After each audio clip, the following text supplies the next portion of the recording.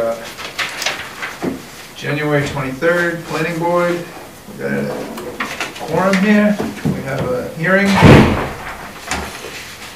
The Planning Board will hold a public hearing pursuant to Massachusetts General Laws, Chapter 41, Section 81Q, on Wednesday, January 23rd, 2019, at 7:30 p.m. in Town Hall, 663 Main Street, Bolton, Massachusetts, to amend the Town of Bolton's Common Driveway Rules and Regulations entitled Bolton Planning Board Rules and Regulations for the application of special permits under bylaw 2.4.1.2 Common Driveway serving 3 to 5 houses. All right, so do you want to walk through the changes, Erica? Sure. What do you want me to go through? Doesn't matter. No, you're most familiar with it, so. So the most recent copy that's in your packet includes comments from Fred Hamley as well. Okay. So we're updating the heading to include the current section number in our bylaw. Yeah. Under section A, where it's just really tidying up the way that the wording is presented. You took out the Board of Appeals under the Board of Appeals. Yeah, because that really makes zero sense to me. This is planning board jurisdiction, Board of Appeals. Okay. So we've taken that out. And then we've updated letter E under that section to say that the environmental impact on wetlands and water resource areas will be from the overall project development. Not just the driveway. Exactly. Yeah. There'll be no confusion on that. Yep. Under number 2, we're just updating, again, so just editorial type things. Section B, submittals. We're updating the number of submittals required, 8 copies for the special permit application. They'll need to submit a list of letters, plans.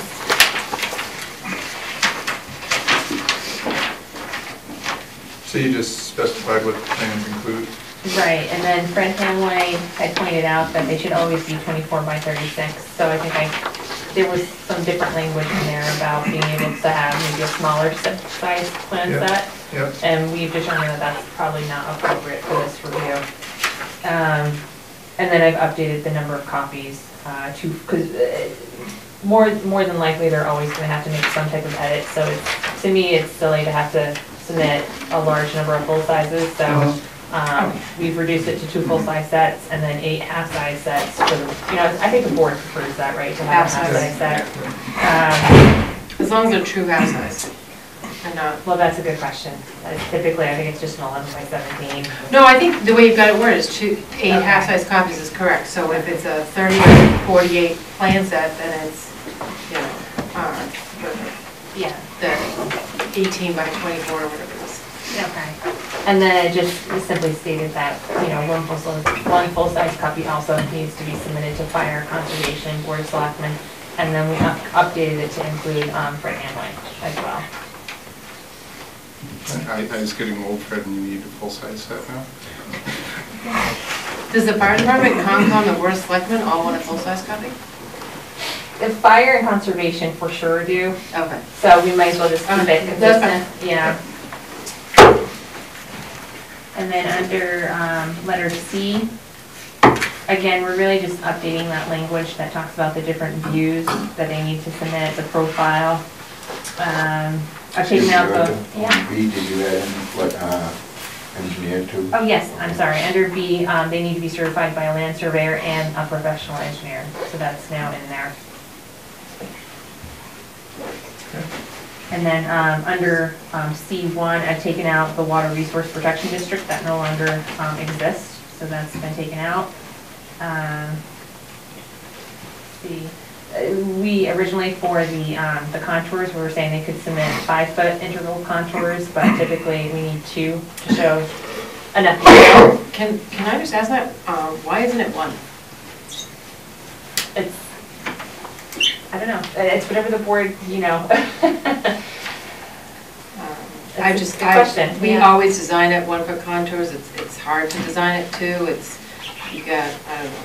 I would, Does it make a difference in when they do their surveying? Is it an added cost? I don't think so. oh, right? no, it Is doesn't make a an difference, added it's just, cost? It's just how they prepare the plan, right? And how they prepare the survey. So there's no cost difference, it's more if you show one of the factors yeah, I versus think two. that's a really good, I mean, what do you think, Fred? I think that's a great comment. Maybe we should be asking for 1 foot.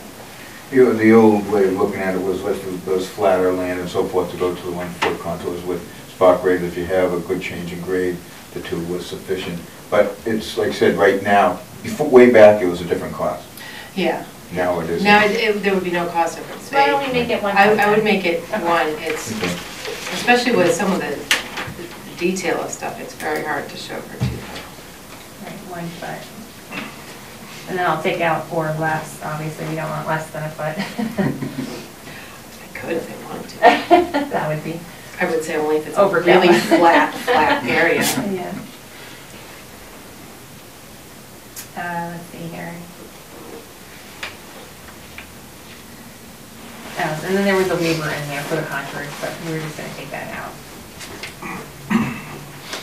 Under number 2, this is where we made that change to allow for the driveway to be super elevated. We weren't allowing that before, and then we were consistently having to do a waiver.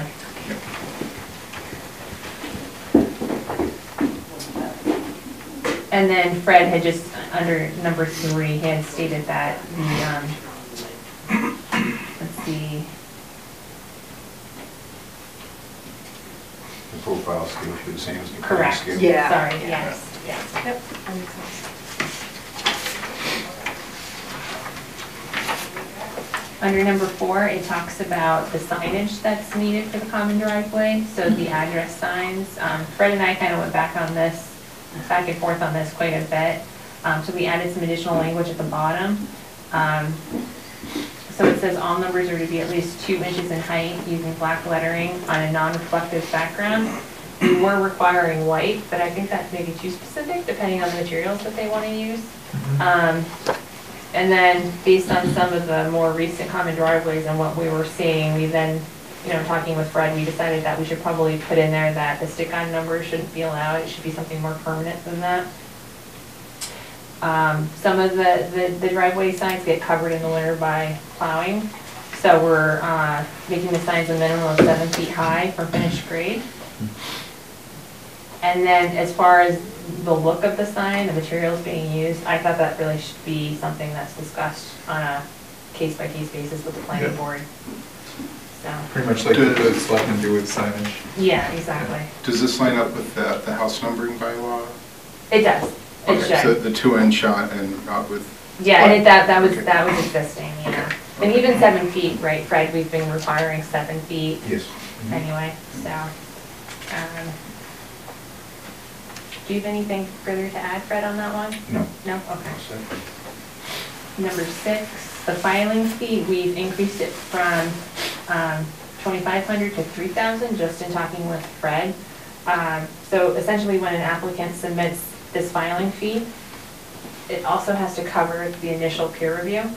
So based on how costs have increased, reviews are longer, essentially most of it's is being applied to the peer review. So now what we're saying, and there should be an actual application fee as part of that. So we're saying, okay, moving forward, let's say typically 2,500 will cover the peer review, and then 500 will be considered the actual application fee. So that's why we've increased it to 3,000. Okay. And then we're specifically calling out that it covers the costs incurred by the consulting engineer. A PDF needs to be submitted. And then this is a little bit different. So right now, applicants are submitting the Mylar plan at the beginning, which makes 0 sense because typically it needs an edit, and then they just have to reprint a new Mylar at the end. So now the Mylar is only required at the end.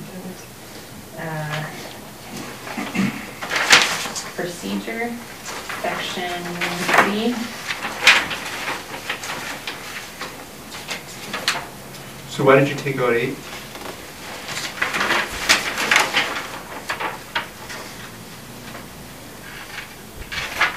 Because that, we don't really follow that requirement. I feel like they're submitting information up to the date of, pretty much the date of the, The hearing. yeah. of the decision. Okay. If you would like to start following that more Well, I closely, we mean- can, but it just doesn't seem practical to me. Yeah. Could you say 7 days? Or is it just not worth even? It's up to the board. I just hate to have something in there that we don't actually follow. Yeah, all right. Strike it. Okay. Other than that new information, that would give Fred time to review any last minute Yeah. changes before the hearing. I think if it was at least 7 days, it would give. Yeah, and that kind of gets worked out on its own. Typically, we have that discussion, like, okay, Fred, how many days ahead of time are you gonna need it? Yeah. Yeah, okay. If you're So we working it, don't- then that's okay. fine. We kinda, what do you think, Fred? I mean, would you prefer to have something concrete in the regulation? Not really. Once again, it gets submitted 2 days before, and if it can't get done, it can't get done. And Okay. It just, Okay. as it goes into continuation, Yeah. Okay. Okay. and we try to get it done.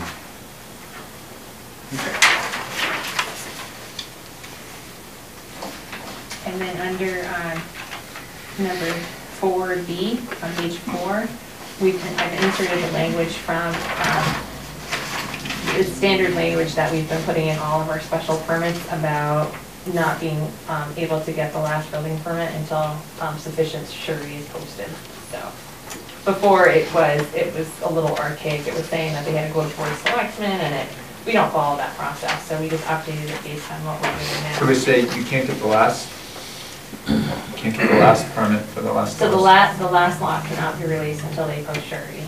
And then once they do that, they can't get the surety, the full surety back until an as-built submitted, so. Okay. And then under design criteria, we updated the stormwater requirements based on recommendations from Danielle.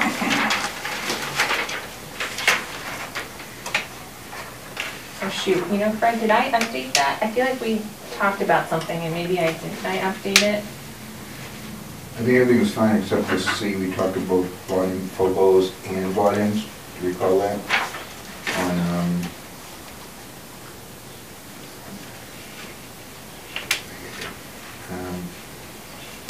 down at the bottom there on C in post-development. So does that read okay? Do you have, I don't have what you wrote. Oh, I'm sorry. Yeah, it says post-development peak grade flows and volumes Yeah. shall be equal That's to or what we less added, than. right. Okay, that's okay, We just had volumes, if you recall. remember that? okay. Well, the peak rates are under the mass. Right, stormwater. but I figured. Yeah, that's what we're going for, gotcha. And then under 5, we've updated the Mass DOT specs for the pavement. And we've added some more language about when they can actually pave. And that's about it.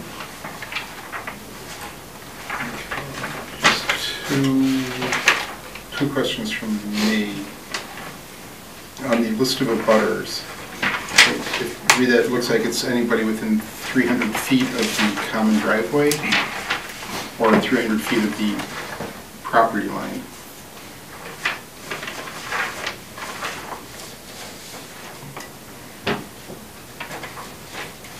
It's the way that the assessors do it, it's from the property line, Okay. yeah. Because if you read this, it looks like 300 feet of the proposed common driveway. So if you were writing that down. Yeah, but what that's is not it? how it's calculated. I mean, it could Okay. be very hard for them to calculate it that way. It's from the Well, property line. well, I know, but yeah. somebody could, but yeah, you may You could want say to. 300 Yeah. feet from the lot line of the proposed driveway. Yeah, Yeah, perfect. yeah. Just to keep somebody from getting overly Yeah. creative with. And the other thing on section 4, where are we here? 4C. It's a little bit redundant with the introduction to the section, where it again calls out the 2 years and such. So page 5. Oh, okay, yeah. Yeah, so, it's, the common driveway shall be constructed, completed, and the as-built submitted within 24, or within 2 years, which is basically what the introduction to the section and subsection A already talks about. It's just redundant. It's not, I mean, we can leave it as is if we want.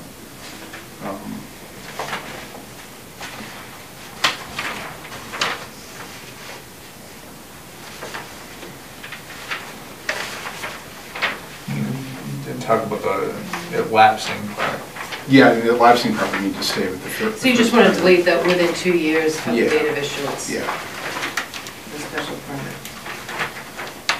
yeah, and it's really, that section is just, if the permit lapses, or if it's not completed, then it lapses. Yeah.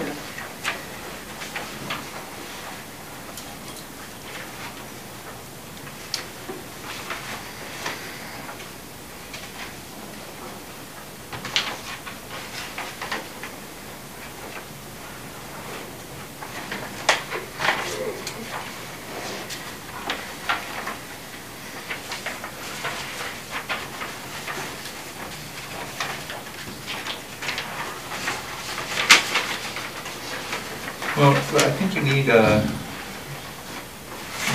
think you need to say the common drive to be constructed, completed, and as-built plans satisfactorily filed. I mean, maybe you just don't need, within 2 years part. Yeah, I think that's just the Yeah. part that he was So you're just saying. saying, Just that's keep everything except for the within 2 years of the date of issuance of the special permit. okay, Yeah, Because you need because every. that's already under the 2 years. yeah, Yes. yeah, basically, if the permit lapses because you're not done. So you just need that one, Yeah. Yeah, just within to permit, Yeah. that portion. Yeah. Okay. Sounds good.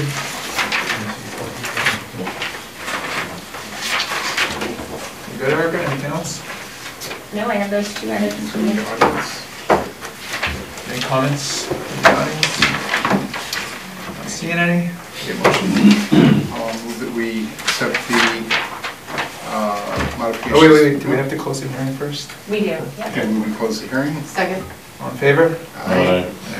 Okay, now I move that we accept the revisions to the rules and regulations for the application of special permits under zoning bylaw, common driveways serving 3 lots to 5 lot. Second? All in favor? Aye. All right.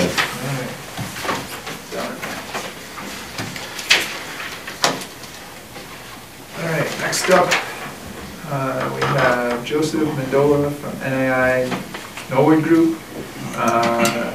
Planning board is to weigh in whether a self-storage company would be allowed in the industrial district. Yes, sir. Come up. Yeah. Thanks for taking the time. I spoke with, it must be Erica, right? Yeah. Erica. And Mike, the building inspector. We went over it. And usually, I do this all over New England, especially self-storage. And if the zoning doesn't call out self-storage per se, it usually defaults to the industrial zone.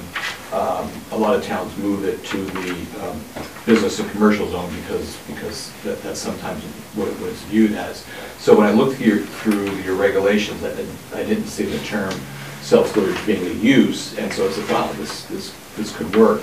So the property in question here has been on the market for about, well, it's been empty for about 4 years. I don't know how long it's been on the market, but it's kind of functionally obsolete for what was being used there. And it would work very nicely for climate control self-storage and regular self-storage, which there's between Stowe and Bolton, there's really none.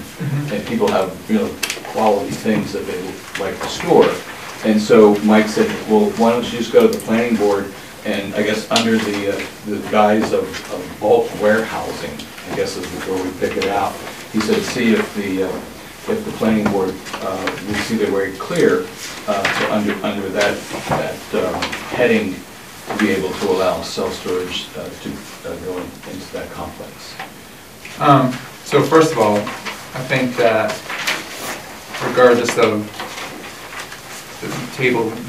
the use table, I think it's like perfect use for that property, especially in the industrial district that doesn't require, any infrastructure. There's no traffic. No traffic. Right. I mean, yeah. So it's kind of a perfect use. It's a neighborhood-friendly use. It's a neighborhood-friendly use. Yeah. So, looking through the table of uses, though, it was kind of like seems like a whole.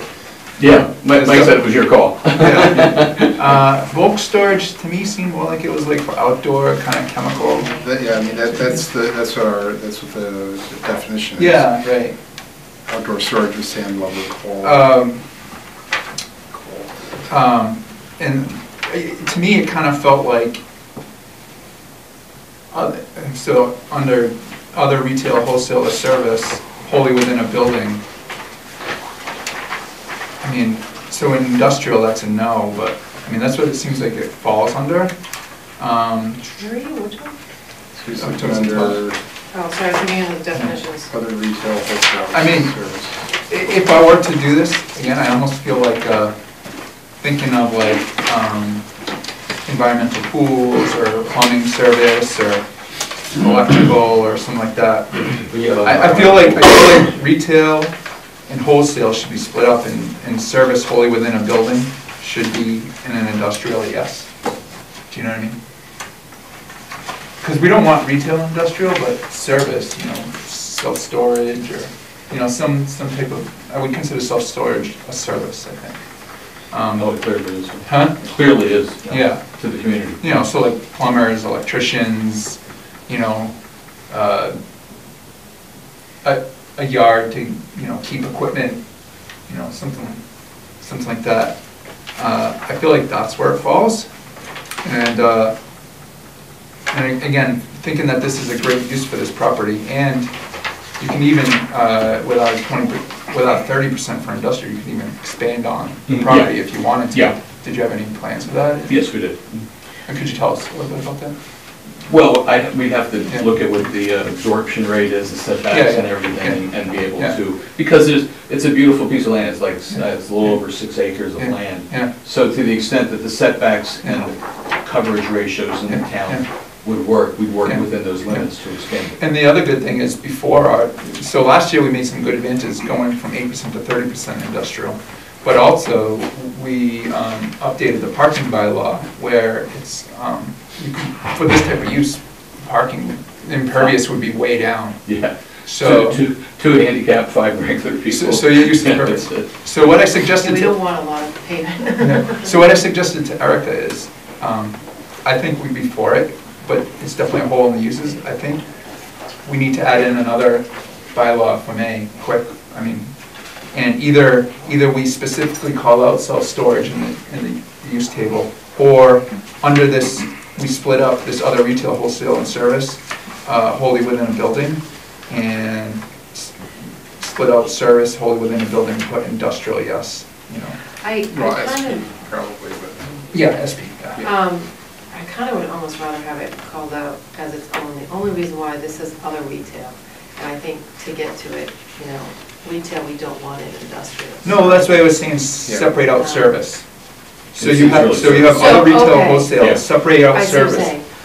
Okay. And you could argue wholesale, well, I mean, yeah, some of these get a little bit fuzzy. Right.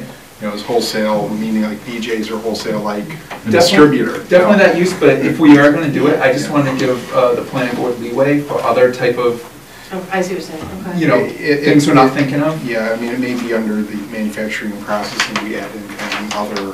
Yeah, Yeah, other so- service, yeah. Just to sort of lead into that too, so I took a look at some other communities, Yeah, I I'm see that. curious how other communities done it.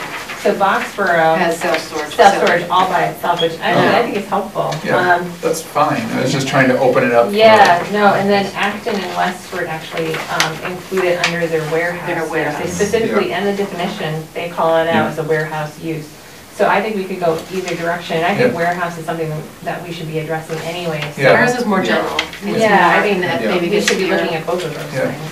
Yeah. Your point, Eric, of being, including other Yeah, right. things, a warehouse. We don't wanna like, just as we go, just add one, let's think, you know. Yeah. More yeah, generally. I mean, I exactly, like yeah. the way Boxborough does it, where they call it the self-storage and then they call it the warehouse as well. Yeah, we could do both. But you could, or you could just have it in warehouse and then have it defined in the definition. It's really up to how you wanna. I mean, time frame wise, we definitely, you know, so I don't know, I mean, if we weren't to make a change, I don't really know, I don't really see where it falls, you know, just thinking by the book. I You don't know, really- with a special permit?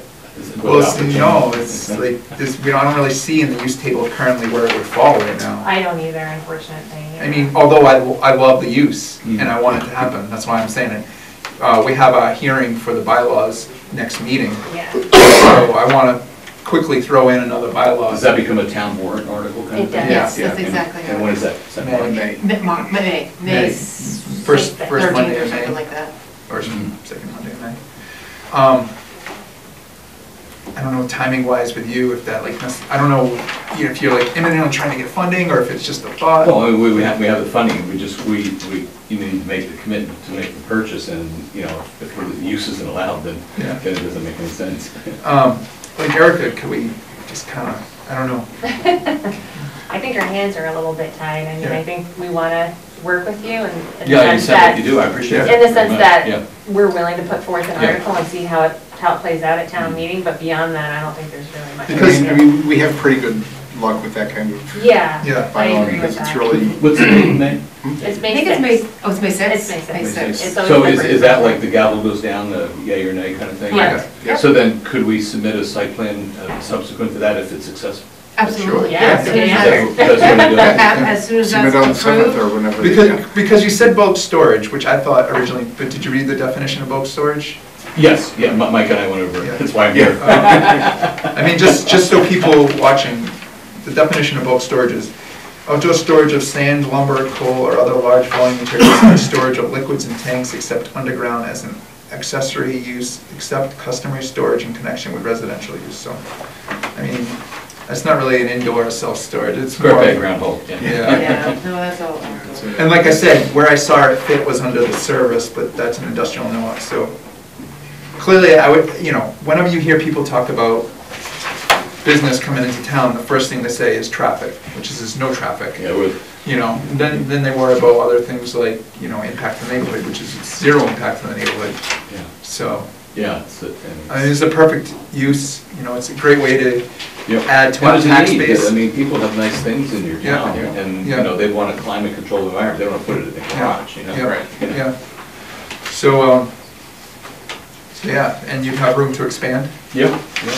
So really, to play the letter of the law, we could not submit a plan till after the May 6th meeting, is that what you're saying? It would be, essentially. Yeah.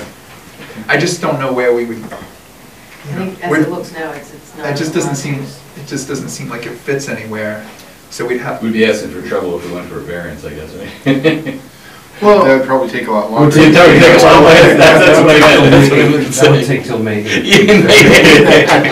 mean, I really feel like if we put this, I could completely misreading the town, but I don't see how this would fail. No, I think it's a It makes total gap sense. in our bylaws. Yeah. We don't have a definition of Yeah. it, and we don't call it out. So what we're doing is we're filling in that gap by noting where it would be allowed and what permits would be required. Yeah, And that's all we're basically stating. yeah, And that way it's clear, it wouldn't be allowed in residential and stuff like Yeah. that, but it would be allowed in industrial, Industrial, limited yeah, business, yeah.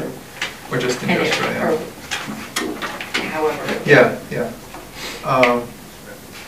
It's a good thing you caught us now, because we're about to close. Right. Yeah, yeah, Erica's been a great help. I have to advertise by like tomorrow in the newspaper, so. Yeah. So, So really, we can't do much, anything short of May 6th then. doesn't seem it. Yeah, so I have to get back to the owner of the property. Did town council weigh in, or?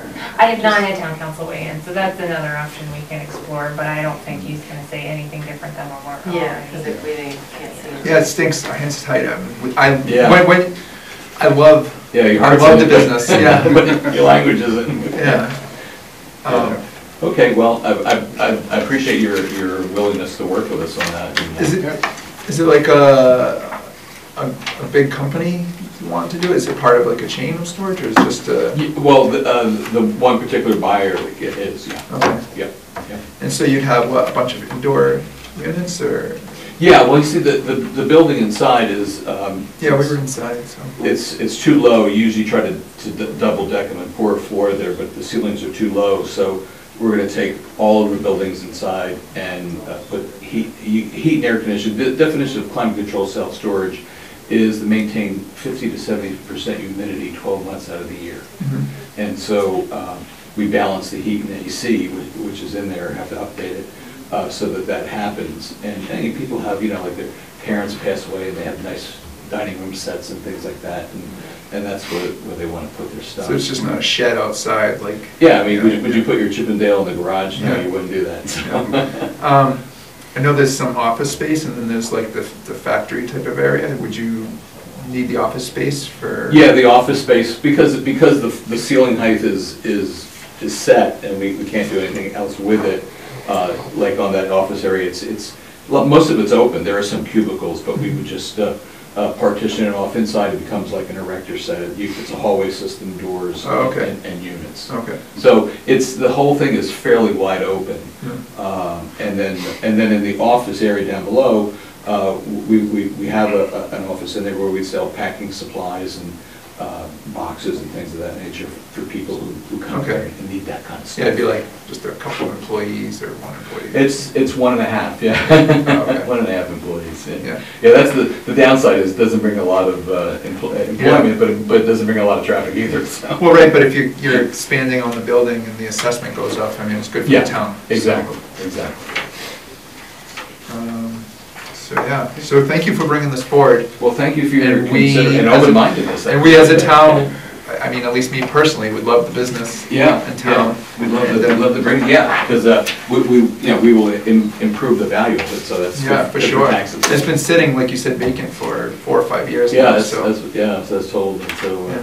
I guess the people went up to New Hampshire to, Cobham.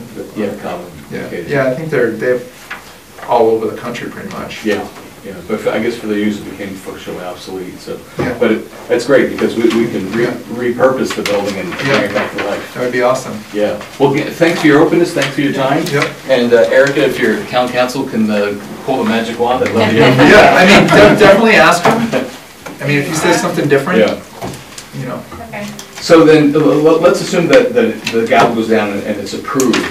Then anytime after May 6th, we could submit a site plan to you folks? Yeah, we have meetings all summer. I mean, I would just look at how, we're assuming it would be a site, a special permit. Yeah. So just follow the special permit. Special permit, okay, great. Thanks so much for your time, Thank you. appreciate it. Have a good night, Thank you. Erica. Thanks for your help. Yeah, no problem. Bye-bye.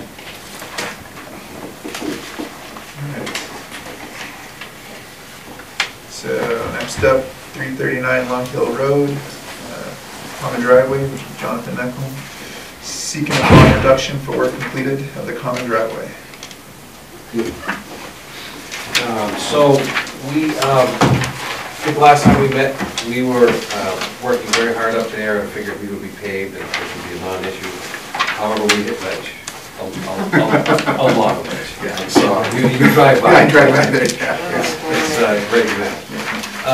So we've taken the driveway to a safe, secure state to get all the neighbors and through the winter and provide my clients with access to finish their home. So as part of that, we've reached a few milestones and been working with Fred to get to where we are today up there, which is an interim state, but it represents, according to Fred's inspections, which is a document you guys may have here, represents a value off the original line item presentation of $49,975. I provided a summary sheet, it's a little hard to kind of do the math on the Yeah, fly. that's just Summary sheet, yeah. So if we apply the 50% add-on to that value, we come to a figure of $74,962. And on behalf of my clients, I would request that the board consider, with Fred's input, of course, releasing that amount to the clients.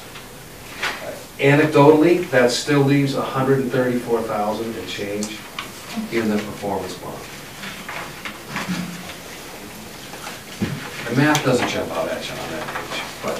So where's the total number? So where's the? That's before the 50% multiplier. Oh, okay, that's the- before, so it's 210. It's 210 and change. 210,045 is the amount that we posted for the town. Okay. All right. Can we go, with Fred, can we go through the list? Yeah, absolutely. So- That's pretty much my presentation right there. Yeah, so number one, removal of roadside sightline clearance, trees, vegetation. This is good. Yep. So, To the right, there's my Yeah. comment on. tree and stump removal at new drive graded areas completed. Remove existing dry surface and substrate and truck to lot 4C host site. turnway entry or retention area, 15 recharge trenches, so that's not done at all? It's underway, but it's not really at a point of completion that is worth. Is that where the ledge is, or? So that remains, no, yes and no. Yes and no. Okay. It's a long, I don't want to give you a long call. Yeah. Answer. No, you gotta go back. Okay.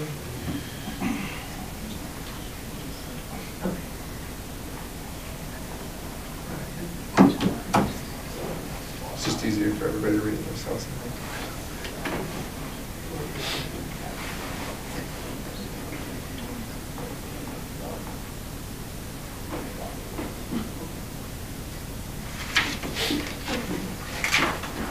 So you said gravel-based material has been installed. So this has been updated to reflect all of his comments.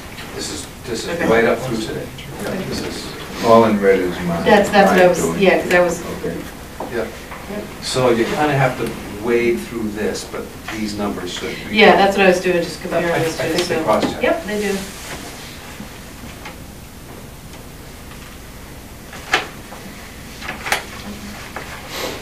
And so the driveway is at a state where it will perform quite nicely through the winter, which is where we really needed to get to at this point. Because it's long as up.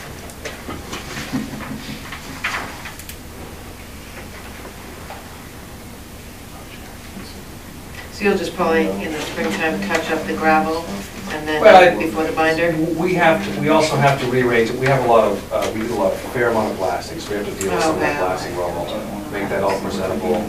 We have swale work. The last section of the driveway, the last 300-400 feet approaching Long Hill Road is a gentle downslope, so we have retention areas at the bottom. So it all works now, and there's actually a fair amount more work done than is represented here. But, you know, in conjunction with Fred, we said, look, we can't go ask for a foot at a time. Yeah, gotcha, okay. So there's drainage work all along the driveway that still has to be finished. A lot of it's in place, but it has to be finished, and we have turnouts to complete. Okay. So it's, every question you ask, it's like yes and no, because part of it's done. But what we've come for tonight is truly to help with the cash flow for the clients, because they've got a lot hanging out there. And this is really not to be amortized over 4 or 5 lots, as is often the case in the driveway. It's all hanging out on this one client, so. So this doesn't look like it includes the police detail and the as-built? No, we might have to do, I don't know how the board wants to address that, because this was I'm just saying these numbers. costing that Fred realized kind of during the process that we had not included in the original costing proposal. And he felt they were legitimate and observable enough that they belong in the bond. So in kind of Fred is saying here, and kick me Fred if I'm saying this wrong, but the bond really should represent a value of an additional $4,000 of protection to the town. So So 45 that's grand. kind of hanging out there. So if you say, well, we need that protection, then I guess the common sense thing to do would be, I'm not proposing this, but the board may propose to reduce my reimbursal request by that 4,000. 6,000, yeah. That's kind of what Yeah. rises to the The surface. way I would look at doing it is, I would take the 140 minus the 94,000 and release that at 1.5 times. So you still have the 94. So really, it's regardless if you start at 144. It still doesn't matter. You're looking to hold a certain amount, it Yeah. still has to be done, Yeah, that's what I was- regardless of the initial amount. And that should work around the same thing. I think it might, I don't recall, to be honest with you. Comes to 45,975. Yeah, 45, 975. Which is $4,000 less than. Yeah, so it should be 45 at 1.5. Now, if I can quickly explain number 8, also, item 8, John sort of mentioned it.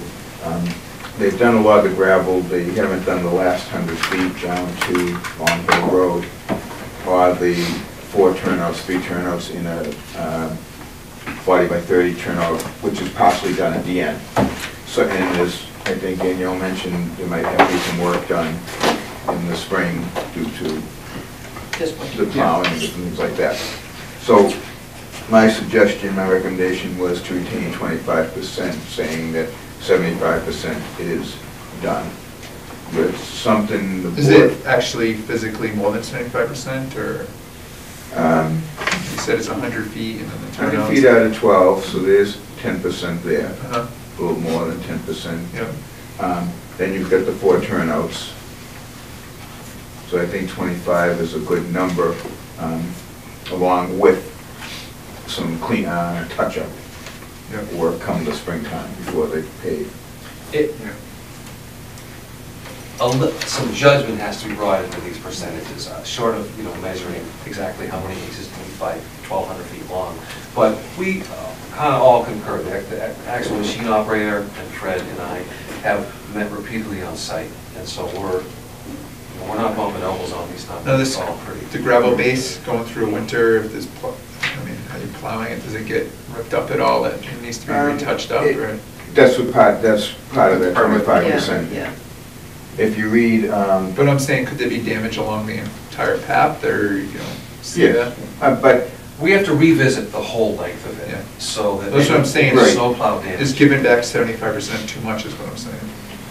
it could be. The other thing is this. No.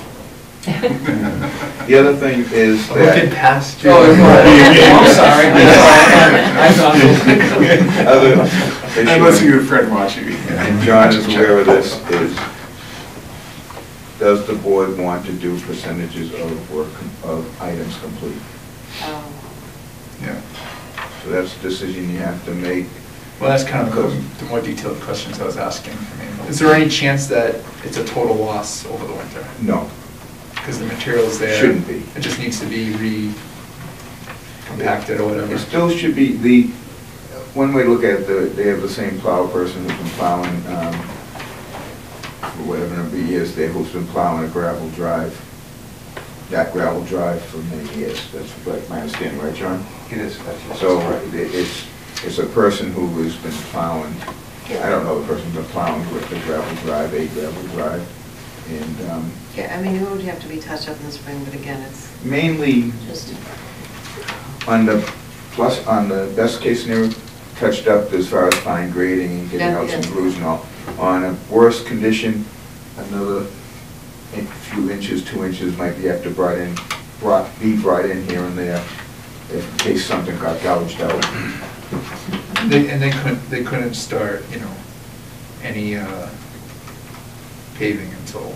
it's on. No, we have to wait till a full thaw. Yeah. No, wait, And until until you- it's fully satisfied that the gravel, that's what he's asking, Yeah, yeah. that the gravel base is acceptable. You don't allow until the gravel's Correct, approved. correct. I'm okay with 75%. Yeah, yeah, okay. Yeah, and this is a little bit different where it's the actual owner that's posting bond. They want to move into that house, so they're going to be motivated to Yeah. get that driveway done, so it's a little bit different. Okay. I'm good with the 45,975 and then times the 1.5. Which is I think it's 68,963. Oh, I 62. This is 2.5, so I rounded up, but 962, that's fine. Eric, track it to it. How much is it? 62? Is that right? 45,975 Yeah. times 1.5. 68,962. Yep. 5250, right? Yeah. I just, I'm sorry. What is I it? think we should do 60? that. All right, that's fine, 68,962. 62.50. 68962. You said 50? Or whatever, No. let's just do that, honestly, it probably is easier to keep it to I a don't round think the 50 number. cents will. 62. There goes the mailbox. There goes one number on it. One number. Okay, and we hold 210, 45. 210, 45, so whatever that works out to be. Subtract that out. So we're releasing, okay, 68. So I guess the motion doesn't have to say what we're keeping, it can just say, if you want to. Okay. Move that we release for the, Well, hold on, does anybody have any other comments? Any comments from the audience? No? Okay. Okay. I move for the common driveway at 339 Long Hill Road that we release 68,962 from the driveway bond. I'll second it. All in favor? Aye. All right. On behalf of the consultants, thank you very much, and look forward to wrapping this up in a tidy fashion sometime when April showers turn to... Did you get the last something? Blasting's done. Oh, sorry. Thank you very much. Quite a bit of work with this. Yeah, it's dramatic. Thank you.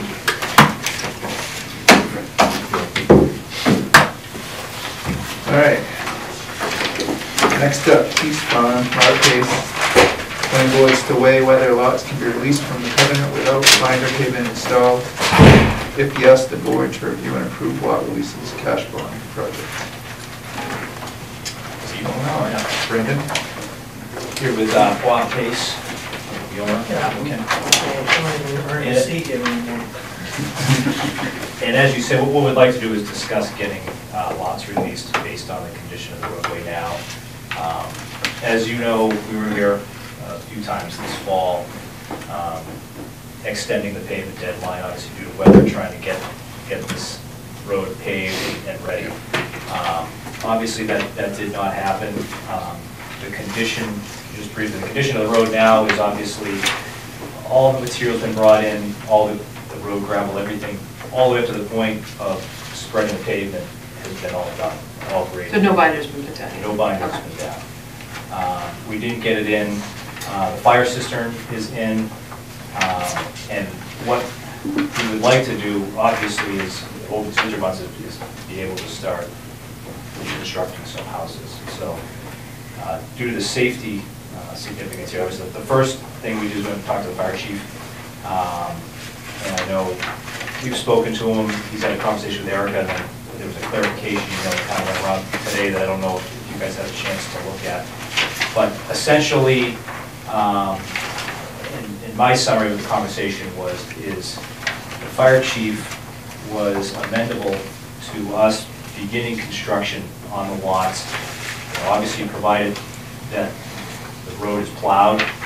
And the big thing is he wanted to make sure that the fire cistern was filled with water and tested. So we're at that point now where we've got the well in, the cistern is all in and backfilled.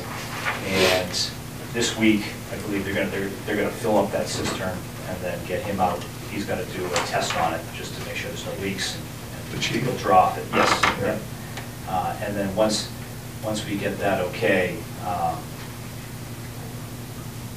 at that point we could, in his opinion, as far as constructing the homes, he was okay. One of the things we looked at was obviously, the reason why I want to get started is, as you know, it takes 6 to 8 months to build the house. And that was kind of the thing, looking at, the other concern he had was as soon as we're able to pave, that we get that down, obviously we're going to get a thaw, make sure that we've got ideal conditions to pave, and that's our intent, is really is in this spring, as soon as we can get that binder down, we want to get it down. So the chief says he wants some type of agreement in place that if the pavement isn't put in as soon as possible, then construction would stop. And also, he says here, if fire apparatus were to become stuck on the property while conducting fire department operations, the cost associated with removing apparatus and damage will be paid for by the developer or contractor of your project. Is that something you are agreeable to? Yes. So if the chief is okay with those conditions, I see no reason why not. Yeah, I'm not sure, I mean, Can we approve it with those conditions? It's up to the board. I mean, I think you are setting a precedence. We typically require that the binder is down. However, we did have a pretty rainy season. It was hard for them to get the paving done by November 15th. I would limit the number of, my recommendation would, if you go this route, to really limit the number of building permits they can be issued until the binder is installed in April. I mean, the chief is talking about 1 to 2 houses. If you read his email, he's talking about he's planning on 1 to 2 houses being built. Do you have thoughts, Fred? On this? This strictly up to the fire department yourselves, whether it's accessible.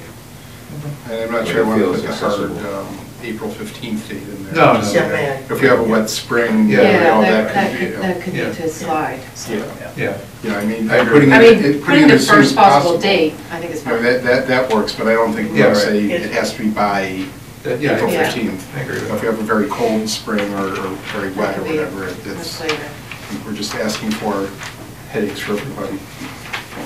What were you gonna say about? Yeah, it's my intention to go back and see the chief again.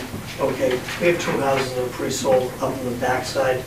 Okay, and we wanted two specs right up front there. So I think that Maximum 2. well, he's suggesting 2. I'd like to go see the chief again, okay, and leave it up to him because he's gonna drive by there to, okay, I mean, those are, I don't think that was his intention. It's more, he just would like to see the binder down as soon as possible, and so would we. So I mean, realistically, I know, like you said, you've got some lots pre-sold. We have pre-sold You lots, know, so lots 6 what and 8. number? 6 and 8. Do you have an idea Lots of 6 what and 8, how many? number, Yeah. how many houses you would be? 4. 4. So if you want to work on 4 over the winter. Mhm. And by that time, we'll be into April, I think, and we'll be able to. I'm okay with it, if the chief's okay with it. Well, Chief said 2, 1 to 2. Well, I mean, No. his wording was, we were talking about 1 to 2. Yeah. So that's, he was just going on what he was saying. Yeah, well, I had a discussion with the new chief as well, and he's definitely fine with foundation only permits, and then he was saying he wasn't expecting much vertical construction framing. He was saying maybe 1 to 2 houses. He wasn't expecting a lot more than that. So I think that number was What what he he was was saying? he's expecting. Well, I go with whatever he says, so. Okay, what I'd like to do is go back and have a conversation with him, okay? That he Yeah. could be okay with 4. Yeah, but, okay, I'd like to leave here tonight with, with something, okay? And if I have to come back, I'll come back. And it may just be, maybe it's an agenda thing, or he can write another email and. We can, Yeah. okay. I think if we show too which lots you're talking about too, it might. Right, I think that'll If impact. it was the because 4 all the way out on the end, he may have Right. more concern. You got the haunted house and the Yeah, one if we were right behind if we were it. a bit more specific on what exact lots. Yeah, but that's what we call haunted house. Erica, what were you just saying with regard to precedents? Typically, we require that the binders down. That's been Okay. consistently how we've been working projects. I mean, I would suggest giving a date, maybe April 15th is pretty aggressive, but I would give it some date, just that way it's requiring It will be Bob to April come back in 31st and or if he needs a. May 1st, maybe. Yeah, if he needs an extension, he can get an extension, but at least we have that Yeah. set. Just a thought, maybe I can throw this out to you, okay, 10 days after Fred says it's okay to pay it. I mean, let's just set a date and come back May 1st. We'll take it into account, whether it was constructible days or not, right? Yeah. Do you know right now at least which 2 houses would be the first 2 you would like? 6, 8, 6 and 8? yeah, and ironically, one might consider them the best lots, and that's why they went first. You went first. Okay. And they're up the end of the cul-de-sac, which most people like. So I mean, we could, tonight, and because the fire chief is only, we had mentioned up to 2, be a little bit more specific in allowing, these 2 to be done, and put a possible date for the binder to be in place by May 1st. Let me throw another curveball at this, okay? All right. We've sold 1 lot, so somebody else is going to come in here for a permit as well. Okay. And So that's soon on we're going lot to be 5. expected to give that too. Yeah, So so I I'm think just we're starting to really push our, I agree. I think we need to revisit the covenant, because I don't know that, can you sell a lot Because right now, those lots are insured by the covenant. I had Yeah. to go back and reread it. I think anybody can sell a lot. Okay, Okay, it's not, that's, so he just can't develop it?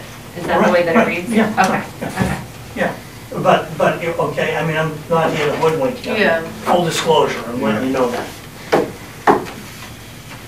So is that one that was sold part of the 4 that you're talking about, that you would like to? No, that would actually be Number a five. That's what Yeah, I was. that's, I mean, I was okay Yeah. with 1 or 2, No, and generally down closer to the road. Right. You know, like your spec houses. Yeah. I wasn't don't sure I have a wanted the plan. whole development done over the winter, which is where it's creeping to. well, I'm not So, trying to, okay? and- No, but, Sure, we're you know, 6 and 8 but on. it happens, and, Right. you know, that's, you know, I don't think that's a good So precedent I to can set. get an idea. So which ones are 6 and 8? 6 is right here. 8 is right there, and 5 is right there. So they are 2 at the very end. Yeah, And one, yeah. and, That's where the cistern is. and I don't believe we would even start lot 6, okay, for a month. So we're, and the other thing that I would like to, okay, well, let's get this done first.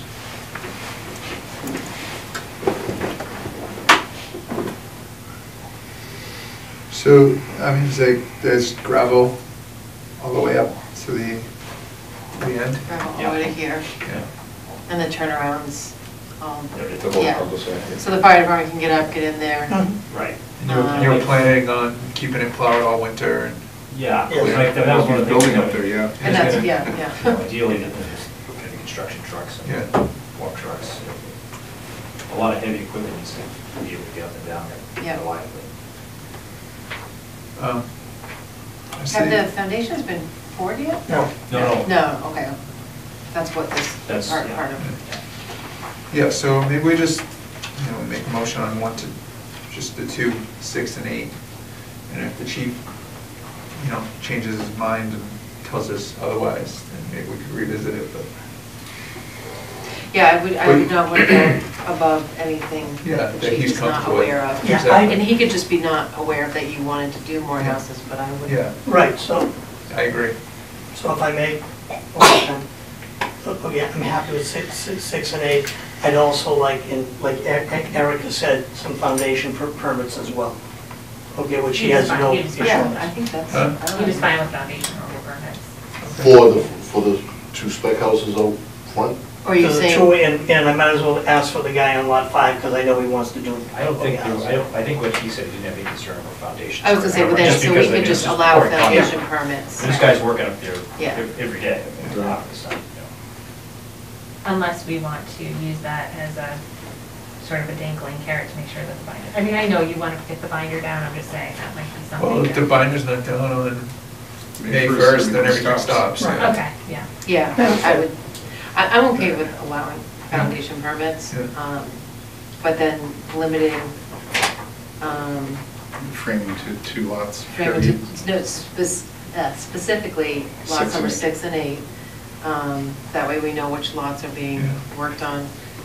And then if you want to let the fire department. Yeah, I'm gonna know go in and that see them you again, would like okay, and see additional if ones. he'll reword the letter. Yeah, if. Yeah, Okay. okay.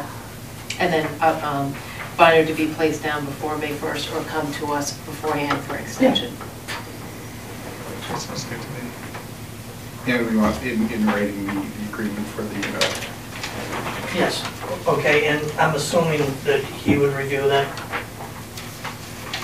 Yes. since he's Yes, requested, yeah, okay. yeah. So when I As go long as down, he's good, so when yeah. I go down there, I'm gonna have a draft and maybe I'll ink it right there for him. So Yeah. just condition the motion on the agreement, which will include The written agreement approved by the fire. for the binder, put down date, and that they're responsible for trucks and inspector. does that need to go to town council? Which one, I'm sorry? The The written written agreement that the agreement? fire department wants. Or at It's least not a Don, bad or idea. both? Yeah, maybe either Don or both, yeah. Want me to make a motion? Go for it. Can I just add one Yes. thing too? I'm also out of funds for Fred Langley. So Bob, you noticed I had submitted a Yeah. request for some additional funding, so I would like that to also be, be part of this approval. How do I work, what's the wording for that? How much you need? You can hold up the permit until that's done, you just don't have Contingent to upon sign. that, Okay, you don't even have to, okay, so, It's up to you, however you want to handle yeah, it. so, what was it, What contingent is it? upon funding for Fred Hamlin? Yeah.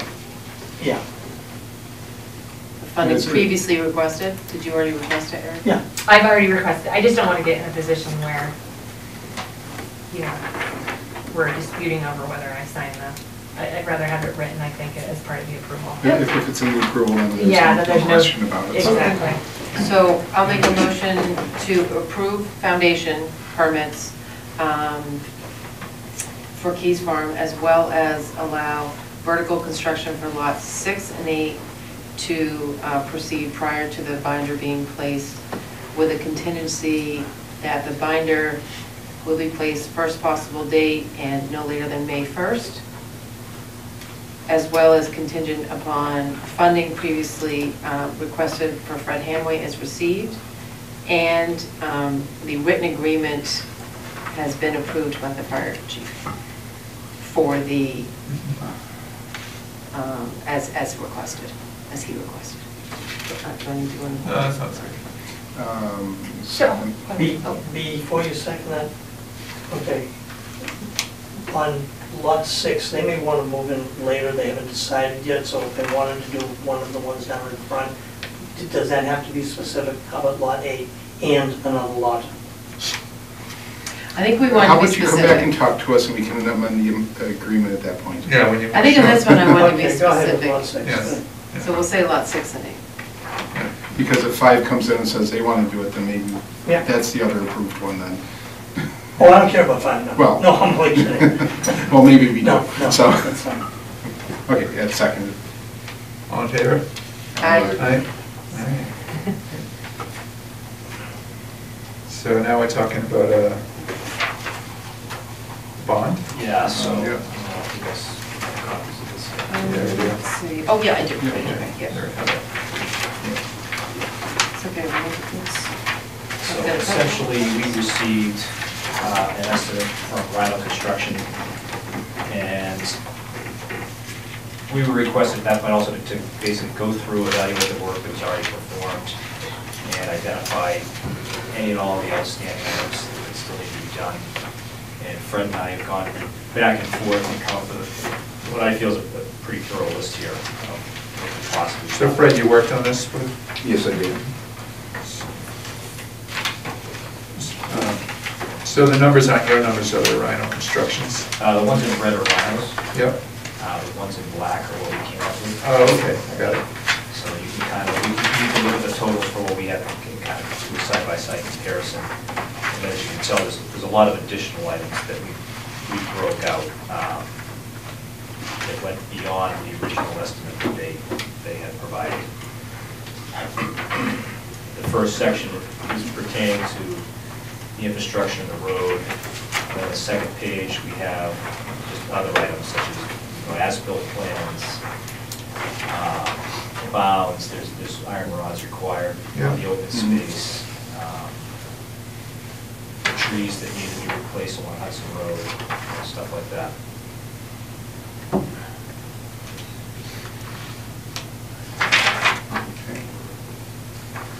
I just want to make sure that the board's looking at the most recent estimate. Yeah, I've got 2 here. Yes, the one that's not So- stable. Oh, 120. I apologize, the one that's, 12319 is the one that you should have. Okay. I had just gotten the update before the meeting. I think they end up with the same number then. Oh, no, they don't. I think No, they're different. Rhinos They're have different. changed, so that's. Oh, okay. Yeah, one was 370, one was 454. Yeah, yeah, yeah. I was looking at the red number. Get rid of this. Okay. Some of the significant items that changed were, loam and seeding, essentially instead of just the shoulders of the road, that number now includes all the detention ponds, basically any and all grading associated with construction. Yeah.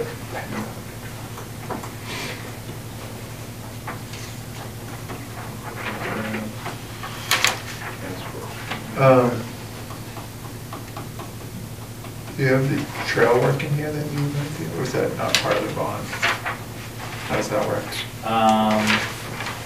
You were gonna cut some trails or something, right? Yeah, I don't know. The trees bond. They were just marked, remember? Yeah, I Yeah, I knew you didn't marked think- them, I just didn't know if. It wasn't cutting stuff, No, it wasn't wasn't it like cutting. meandering? Most or of it just meanders around. Yeah. There's no Right. trees. It's not like a walkway. Yeah. No, no, No. no, no, and it's natural Right. bottoms or whatever. Because again, this is kind of pertaining obviously to building permits, and that needs to be Yeah. done and accepted prior to. Where'd we end up with the front walkways? Was There that, are none for this development. was there a fee in the I'll law or have to something? take- I think there was a fee in the There law. must be a fee in Yeah. the Yeah. That's paid or does it? I'll have to take a look at the approval, I don't remember off the top of my head.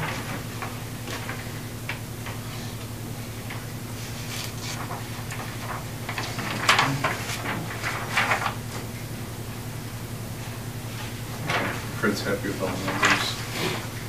So Fred, you reviewed the black numbers then, right? Yes, we went over, it, and I gave it back to Brandon last week, Okay. and he looked at some of them again and adjusted accordingly, and I reviewed it again. So do you need Rhino to come out and redo their estimate then? Well, we, No. Or no? No, this is just more of a backup, just kind of showing what they I had. mean, just an example, the trees along Hudson Road, if you remember about, it was in the planning board meeting, they had to replant them. Yep. That wasn't on the plans that Rhino bid. Yeah. So certain things might not They have been want there, that. and that's one of them, just as an item. There was another item they didn't have on there was the sub-drains that were on the plans. They put sub-drains across the road because they were gonna pave, but they never extended them. They were gonna extend them parallel to the road once they paved. So they don't have that, Rhino doesn't have that down there, but that's added in. So there are certain, where it's blank, there are items, dollar values that Rhino did not submit Okay. as for the initial bond estimate.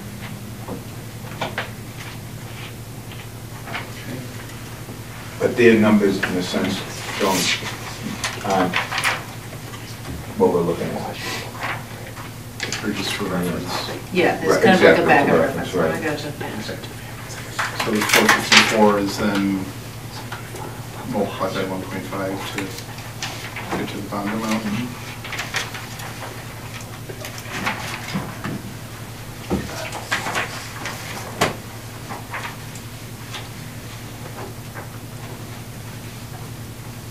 Okay.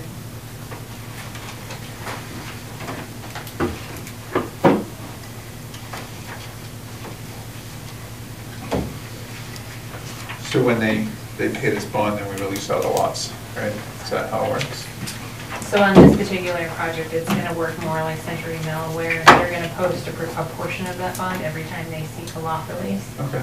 So that's the other thing that we need to talk about, excuse me, tonight, is the number of total lot releases that he's seeking under this initial approval, because we need to set up that document, have town council review it, the board has to sign, just like we do for Century Mill Estate. So they pay a percentage at every lot? They pay a percentage, so there's 17 lots, right, Bob, off of that subdivision road? Because the 18th lot is an A and R, that's how we're working Well, it. no, the haunted house wouldn't be one word. Well, it's off of the Yes. common driveway, or it's off of the subdivision road. Well, that's an existing house, though. I would think you'd take it over 16 lots, it's already there. Yeah, that's true. So 16 lots, good point.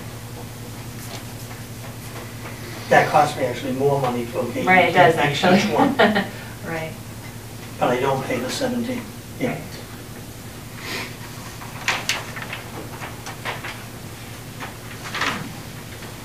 So what do we need? Do we need any bond to ensure that the existing house is renovated? That that's, It's in the subdivision approval. Right. If they- It's- Yeah, if they don't do it, then we can shut them down pretty much, right? Right, there's a So after condition. 9 lots, Yeah. okay. which we've been working on, is well, not everybody knows, the planning board should know. We've already put the roof on it, we've already framed the inside, shored the whole house up, so it's ready for rough stuff. Still ghosts in there? Did you de-ghost it? That's my grandson. He won't go there alone. Are all those jars still there? No, that's all gone. Spooky That's why jars. we call it the haunted house. Yeah.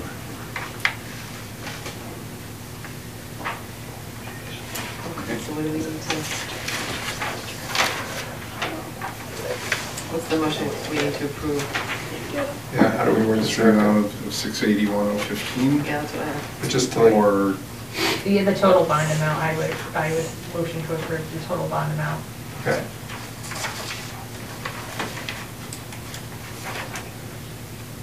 What was the number? 680, right? 681,015. 681,015. Right. What is, 681,015. the whole road is 800,000. How's that possible? Well, because first of all, I mean, this covers more than just the road. That's multiple. No, yeah, there's a 1.5 multiplier on top of the total. So the 454,010 is then multiplied by 1.5. So you get to the bond amount.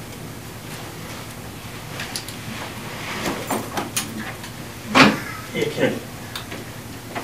You've been doing stuff here, you know that? You've been here long enough, you know I Yeah, know. you know the So- multiplier? You were just here for the last. All right. It is what it is. That's to Yeah, no, cover the that's- town in case Yeah. anything happened, we had to take it. You know, And he- cover inflation, cover, whatever else needs to be done, so. I understand, I just don't want anybody mad at me when I'm coming in every other week for a bond reduction, because that's a lot of money, okay? And we're gonna post it with cash. Did we ever put wording to what we were talking about? Yes, so in the subdivision rules and regulations, there's, it limits you on how many bond reductions you can seek. What did we say? I think it's 4. Yeah. Because, The next 4 weeks. Well, only if you got the work done. No, I understand. Go ahead. I make a motion to approve the bond amount of 681,015 for Keys Farm. Second? all in favor? Aye.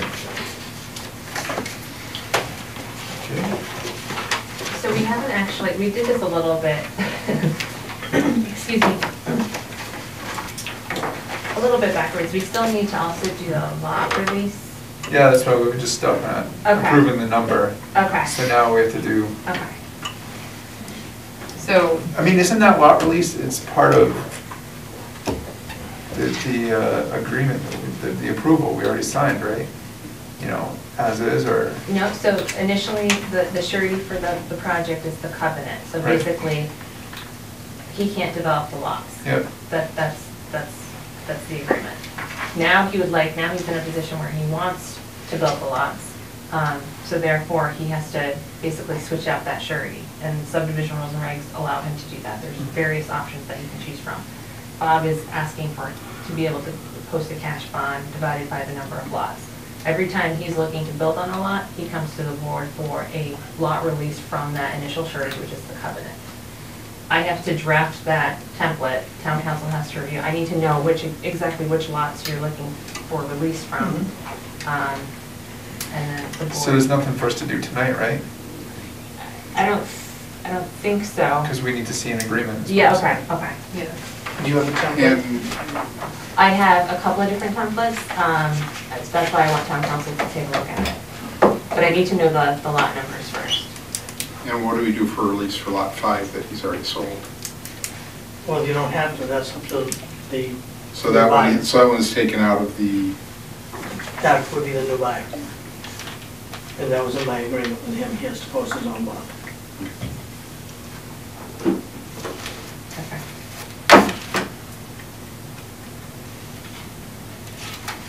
So if you could just get me the lot numbers, and then I'll coordinate with town council?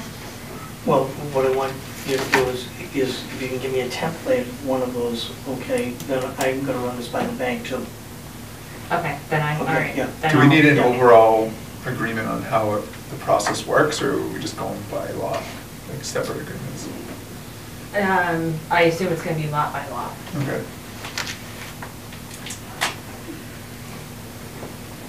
So we have to do, are we done? Or- Yeah, I guess that's a lot, I and apologize, the and I lot. guess we need the owner information for lot 5 too, because he's gonna have to Right, sign the yeah, that, agreement. I don't have any of that information at this point. Yeah, when he comes in for his building permit, that's when it'll happen. Okay. All right. Thank you, Bob. Okay, thank you. You're done, Brandon? Yep. Wow. All right. Before we jump on to this, I'll look on it, so I don't get You're free to go home. Tap around. Can I have your phone? She should just drop you off at school. Here you go. When does early drop off? A little bit. Yeah.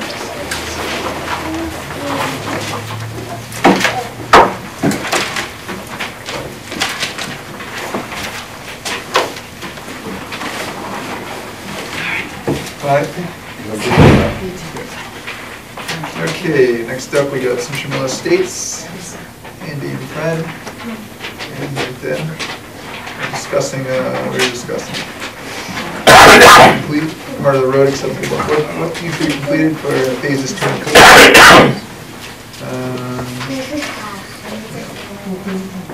That's it, just discussing 2 and 4.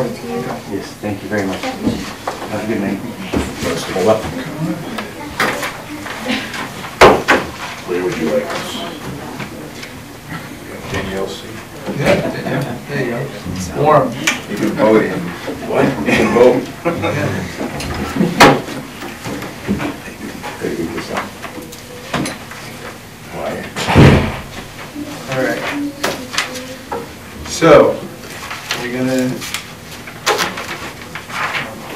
we've gotten many letters from the neighbors. Are we gonna be, so we need to set a plan, so we're gonna be able to finish 2 and 4 by November, I guess, right? Yeah, there's a list of stuff on the agenda that you're going to go over tonight. Yeah. So, where would you like? So what do we got here? Questions? What's that list you sent us, Erica? It should be in there. Erica for the name. Or Danielle.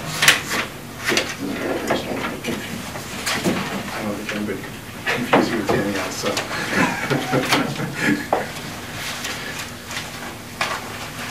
Where's the procedure? Was there an overall list there? There is. Yes, this list? Yep, that's the list. It looks like this is. Is it missing from your packet? I don't know, I haven't shuffled stuff. Thanks. All right. There's lots to do here. So do we want to read through this list now, or you guys want to talk through it, or just tell us what the plan is? How do you want to work this? You've seen the list. I've seen the list. Yeah. I would Melody, Joe, and, and yep. Erica at the site last week. Yeah. Agree with this? Anything in here you don't agree with, or?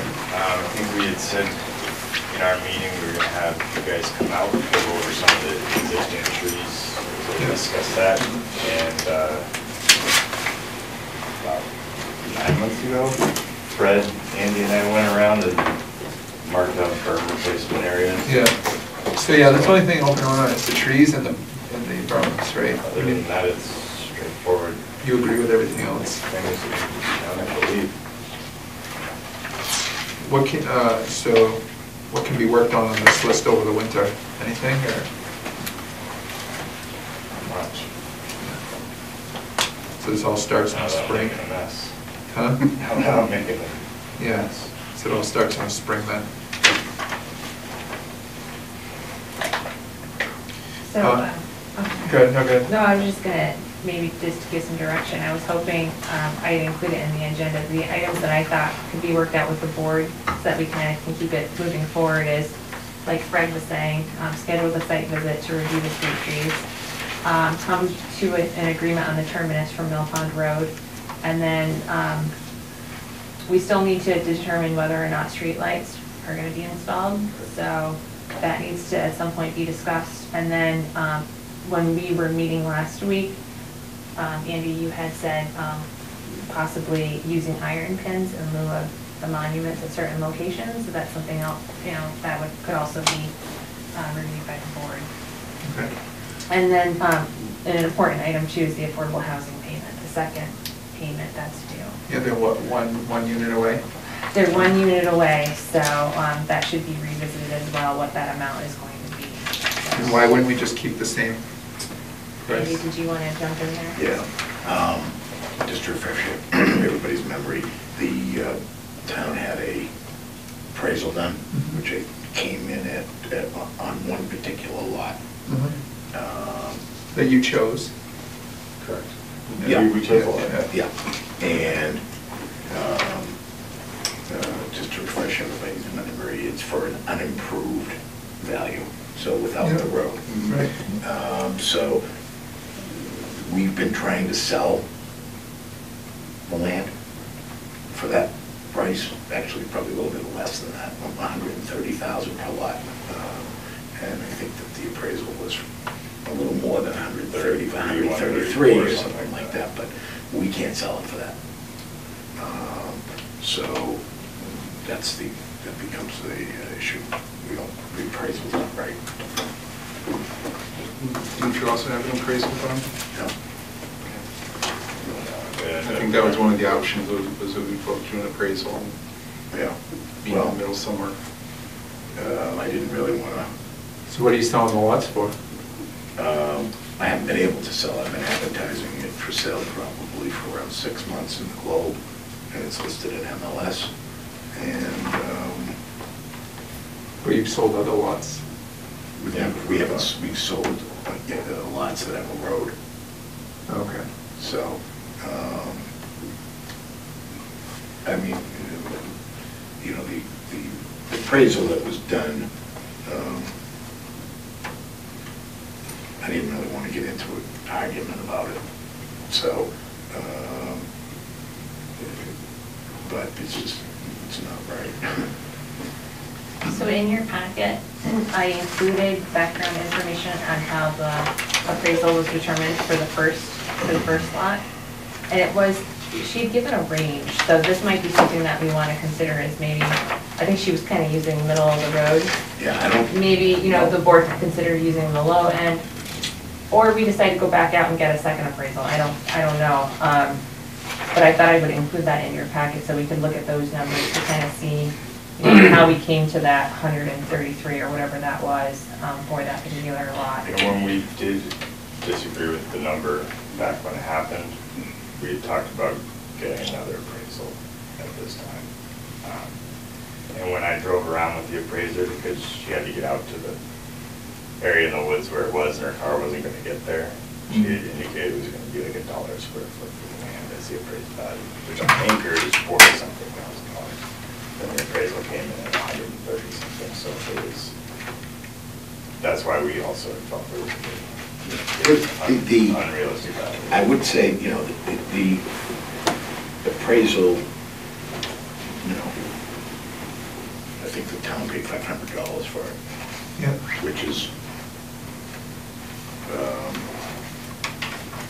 I think, it was the low bidder.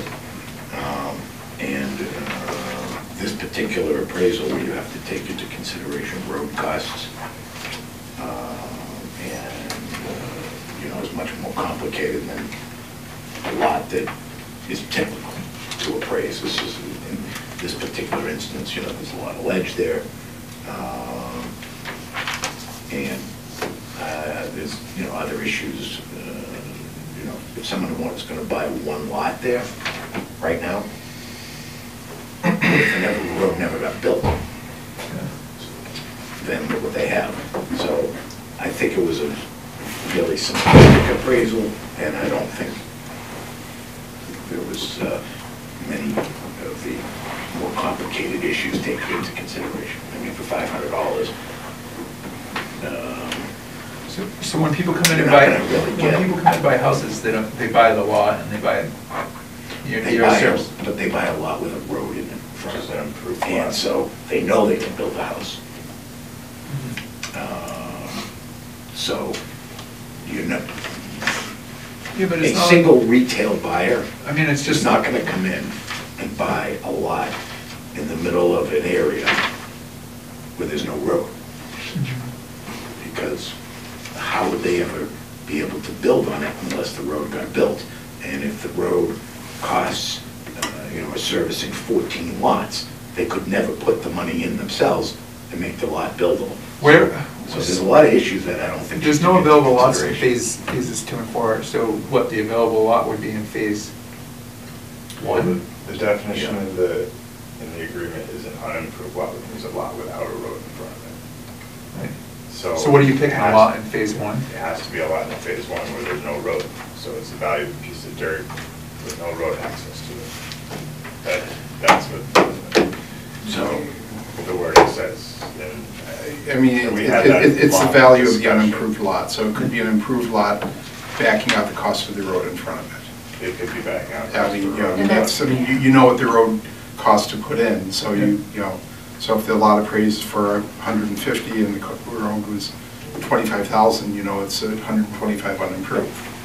And that's essentially how the appraiser did it the Yeah. first time, yeah. But the road's not 25,000, based on the bond estimates and everything else, that's, Well, why can't we that's pick, not realistic. why can't we pick a lot? It depends on how much frontage. Pick a there is, lot so- right on Century Mill Road, so it's just a driveway, take a lot to it. You could say that. I get to select the lot. Or the agreement. I'm not trying to, I mean, you're just trying to make it difficult on. No, us. I actually- You're picking like the hardest lot to get to. well, naturally, I'm going to try to pick the lowest value lot if I'm going to be writing you a check. Keep in mind, these were lots I donated. These were not lots that I had to give to the town. These were lots I really agreed to. Because you came before the inclusion. Right? Correct. Yeah. So, the agreement is that I get to pick the lot, and it's the value of that lot unimproved. It's not that I'm trying to, I don't know what I forget what you exactly just said, but it's not fair to say that, I don't think, because I'm not, I just want a correct value. Get your own appraisal done. Yeah. I don't, We did an appraisal. we didn't for appraisal, one- get your own appraisal done. Yeah. Look, I don't think there's anything else to discuss. Yeah. Yeah, I'm happy to. We agreed that we would find a middle ground before, right? Yeah. We did an appraisal. Yeah. Do your own appraisal. Okay. All right. That's easy. So scheduling a visit to look at the trees. I guess morning, afternoons. Morning, put out a doodle poll. I can send a doodle poll. Yeah. I couldn't know what. It's just a. It's a survey. It's It's okay. Yeah. Sorry. Survey software available, so we pick. Yeah, just. What's it called? I don't know what it's It's called. Never heard just the a name. website. I never heard Free, of it. free little Is it like survey. Ulster, but for? I feel older and No, older. it shows you the Free little calendar, put in your time. My kid showed me how to use join.me. Possible I ones don't that thinking of know if you it. And then ever, it's about like, a 6 share on your computer screen. Oh, okay. Back when they were. Good thing I have children. Yeah, so I guess we could look at the trees and the berms and finally determine the berms, because Fred has an idea of what berms need to be done. Well, our Fred, We drove around together and marked them out on the plan. isn't there some disagreement, or no? Uh, Oh, no, the disagreement's with DPW director, he wants it all done, right? Yeah. And you guys agree though what should be done? Correct. Is everything still marked? No, I don't know what, no. Are the marks viewable? Yes, I did mark it, on the yeah. plan, we brought That's it right. up. You probably have to look Until at it again Friday. anyway. Yeah, it's gonna rain tomorrow, right? Yeah, some of them probably Yes, got it better, is gonna rain. right? Some of them get better. Oh yeah, they got much better. Erica, do you remember where Joe stood? So he was at the meeting last week, so essentially, and this was discussed at a previous meeting, was that we sort of leave it up to Fred Hamway, that him and Fred would go out. If Fred happened to disagree with Fred Hamway, then the planning board would be the decider Okay. in that And it sounds- disagreement. Sounds like, And Joe seems amenable to that, so that's really the direction. so it seems like you don't disagree, right? You're on the same Right, page? Right, right, correct. Yeah. Yeah. All right, well, then I'll, We need to walk it again, after the snow's gone, but yeah, I think we were.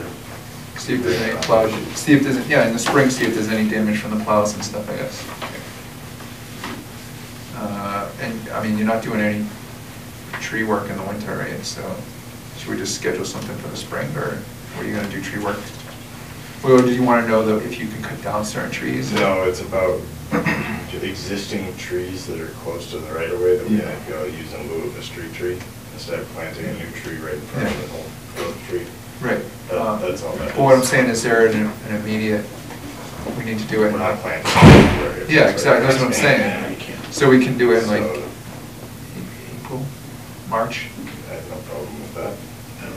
and then we can see if there's any damage from the plows too. Yeah. Just do it all at once. Yeah, absolutely. So we're gonna schedule for April and March? Yeah.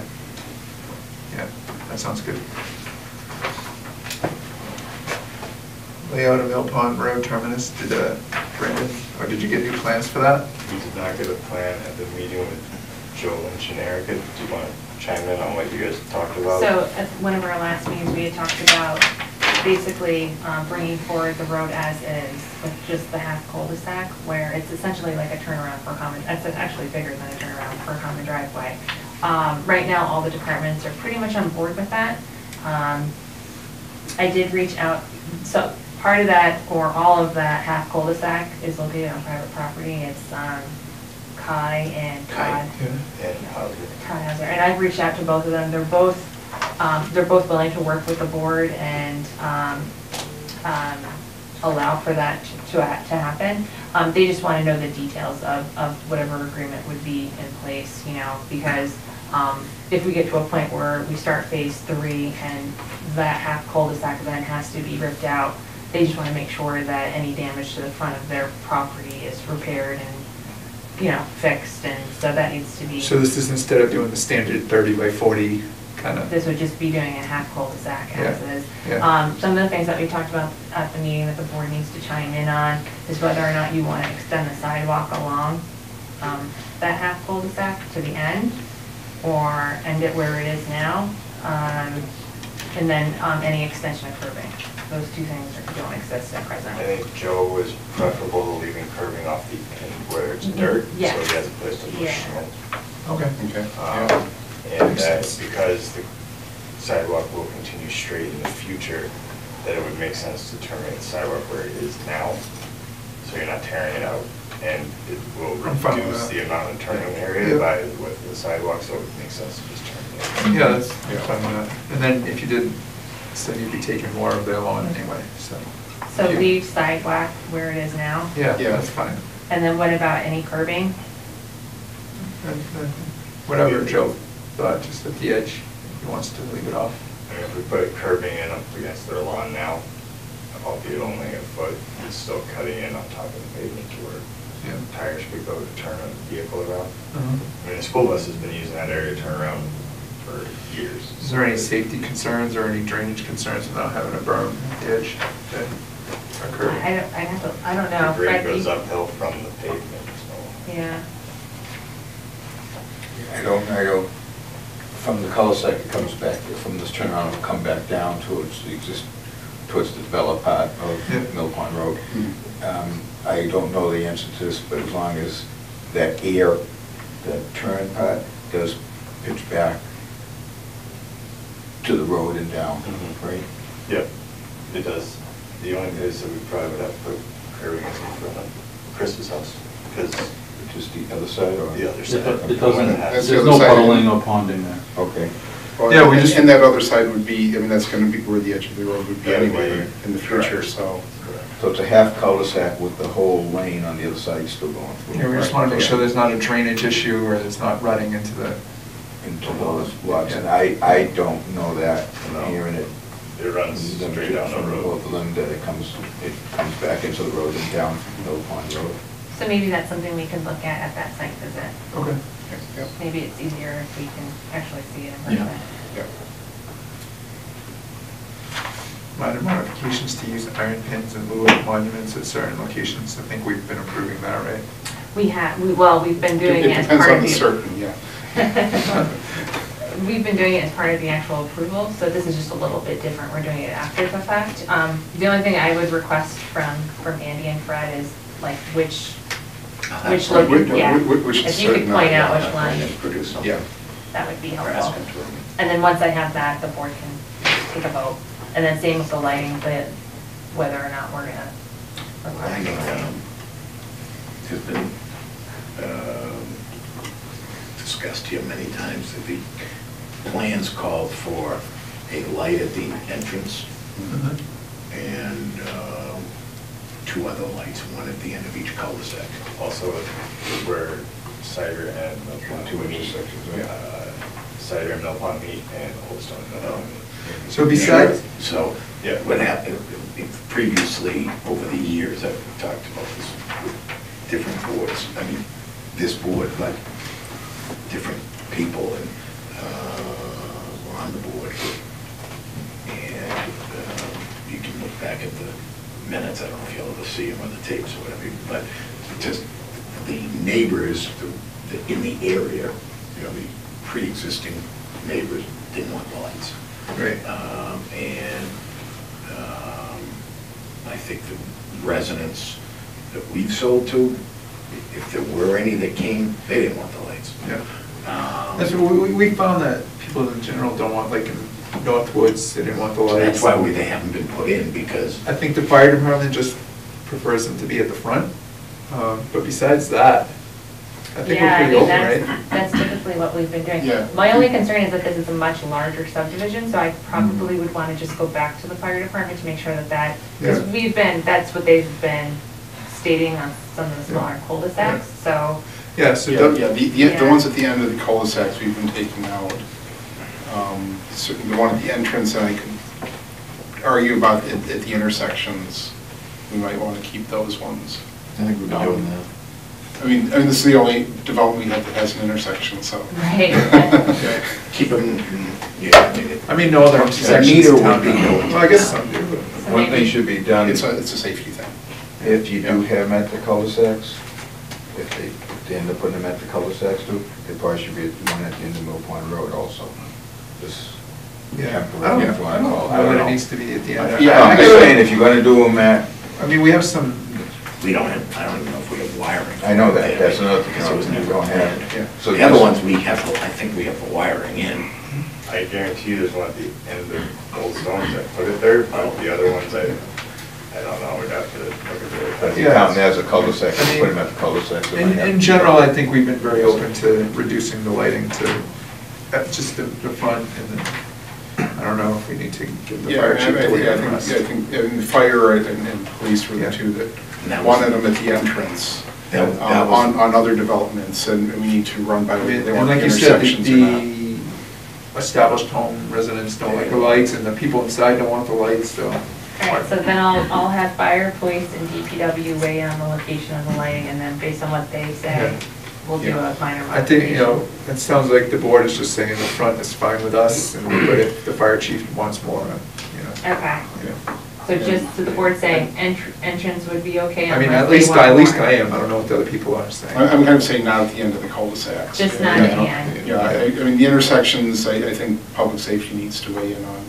I know You the know. DPW said they don't care if they're actual lamp posts, just some sort of even ground landscape He light did at say the that, corner for yeah. plowing, just so they have, like, just a little light. We're at like. I wouldn't know much That's about all it, he you know. said, so. I mean, after the first snowstorm, you're not going to see them, so it's, That's what he had said at our meeting last week, so. I mean, it certainly needs to be town lighting, not, Not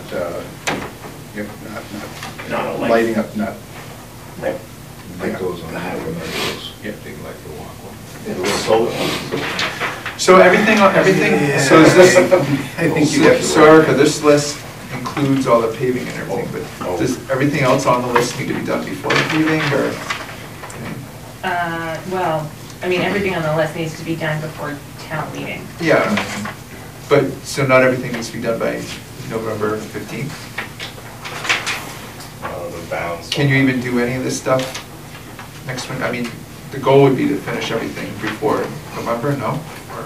Yeah, the site work should be done, I would agree. And getting finishing up the as-built and such. Yeah. Yeah, as Could you guys run know, over we to had winter, so. contracts in place to get all the work done last year during the summer, but you just, with the whole turnaround thing, after wrench and everything. Yeah. And one thing that we did talk about at the meeting was getting the plantings done in the spring so that it can go through one growing season. for town meeting. So that was something that would So we'll have to be have a meeting as soon as. good. Yeah, we'll schedule it March, April, and maybe March. We met, one of the things we discussed was a temporary part of the half cul-de-sac. Can that be an easement? Yes, the town council weighed in on that. It's kind of funny. That's actually what they prefer. So town council said, generally, we prefer to have an accepted deed of easement to the land underlying a public way. And he essentially said it just makes it a lot easier in the instances where a road is relocated, et cetera. And that would sort of, this would be an example of that. So it's an easement to the residents? of So that- it makes it much easier. We can extinguish an easement much easier than we can give that land back. So, So they just have to grant us an easement to. exactly. to pay, yeah. So we'll work out that language, between Andy, our town council, and then the landowners. lot I owners. assume they'll want their attorneys to look at it. Yeah. That's good with me. Should we, I mean, I know that, the residents have pressure on both the developers and the planning board to get this done. Should the planning board either request for some type of schedule for all these items, or should we come up with a I think the schedule? schedule's very important. Should we come up with a schedule and then have them approve it, or should we meet and have a work? Like, for instance, you said like the tree stuff, should we have the tree stuff done by, June 1st, or do we want Yeah. to set it, go through every single one of these and put a date on all of them, or? We can certainly do that. Did you want to do that now, or did you want me to propose something and then we can talk about it at the next meeting? Yeah, I mean, I don't know that we need to do it all tonight. I think that would take quite a while, so. Yeah. Why don't I propose a schedule? I mean, it's really Or plantings Andy, and actually, everything Andy, if else, you right? wanna, I just don't want it to take 2 months to get a schedule, so I mean, if we could get a schedule by the next meeting. Yeah. When's that, 2 weeks? Yeah, February 13th, February 15th, Okay. so. Can we put you on the agenda and Yes. we'll have a schedule? So each one of these items, you have this list? I just don't have, Is that the same list from the you meeting? email me the one where because you had added to the back of the page. Yeah, I owe you a couple of things anyway, you would I ask think I have for. that one, Fred. You scanned it, but I like the Word document, so Oh. just schedule into it. Oh, you wanted the word format. Yeah. I mean, 'cause it's such a big list of items. I know what it means. It's such a big list of items, so it'd be good to know where we are. Absolutely. Yep. I think we all want this to be done.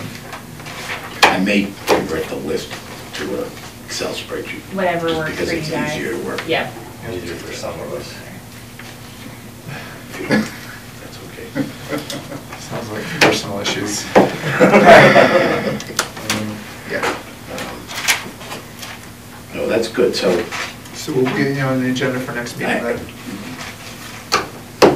You're so we're gonna, gonna go with that. The existing pavement, the only thing left to decide is this Curbing. little bit of curb. Yeah, and then we just have to work out the language for the you can have, easement too. yeah. Okay. But it sounds like they're on board with, even though they couldn't be here tonight. Are you gonna go off and do an appraisal? Yes. And you did speak to both of them? I did, I spoke to both of them on the phone. We have that done for the 13th, or that's? I don't know, Yeah. I don't know what their schedule is, but I would doubt it. Yeah. Because they have one more lot release, right? Well, but they're done in phases 2 and 4. There's a couple of occupancies. Oh, It's, occupancy. yeah. I have a house and I'm building for somebody else other than Andy. Which Oh. I'm gonna be. So you're gonna get screwed. So we're gonna need to have that figured out and the payment submitted. You said I think 3 months essentially is your timeline, right, Fred, for the occupancy? Approximately on occupancy. So it needs to be figured out in 3 months and submitted. So. This what, that group of 4 houses? No, it's a single house. Oh, it's a single It's house. the last house before the crossing. Oh, okay. How many lots are left to build houses on in 2 and 4? Isn't it about done? We have 2 under construction. One. Yeah, there's 2, I think there are 2 lots that don't have houses on it, but I don't know. Yeah. They're lots we sold. Anything else for phases 2 and 4, Erica? The only other thing that I keep requesting is the money for Fred Hamway. I need that ASAP, so I have outstanding invoices to pay. Any news on phase one?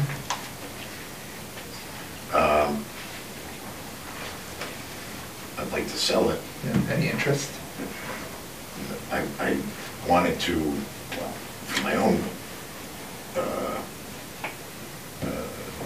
self, obviously wanted to get as high a price as I could, but I also wanted to advertise it at the price that the board had appraised at. So what, 140 for a lot? no, I had it for I advertised it for 130. For 6 months. So How much, I mean, it's a ton of land work that needs to be done, so. Which is why the Yeah. price is too high for the land, because of the road. Yeah. You know what I mean? Yeah. The total would be too expensive.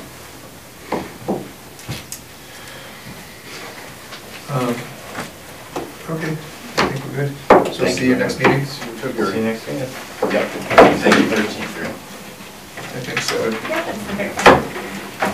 that's okay. Thank you very much. Good night. Take care. See you later. I made it, Mike. You sticking around?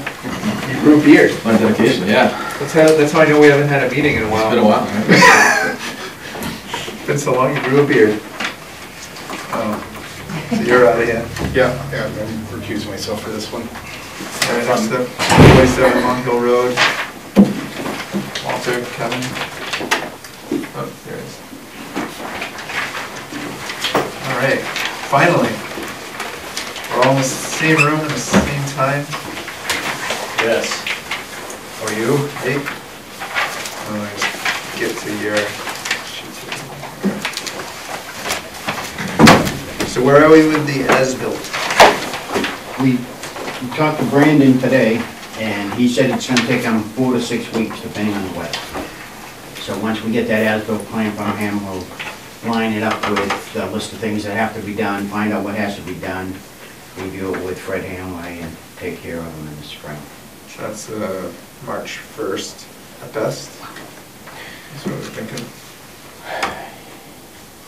Realistically, probably. I He mean, said, I mean, the short range there is 4 weeks, so, I mean, we're already almost in February, so. right. So March 1st at best.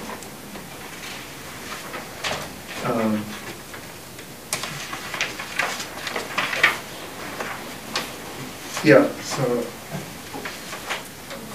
we have to see where we are with that.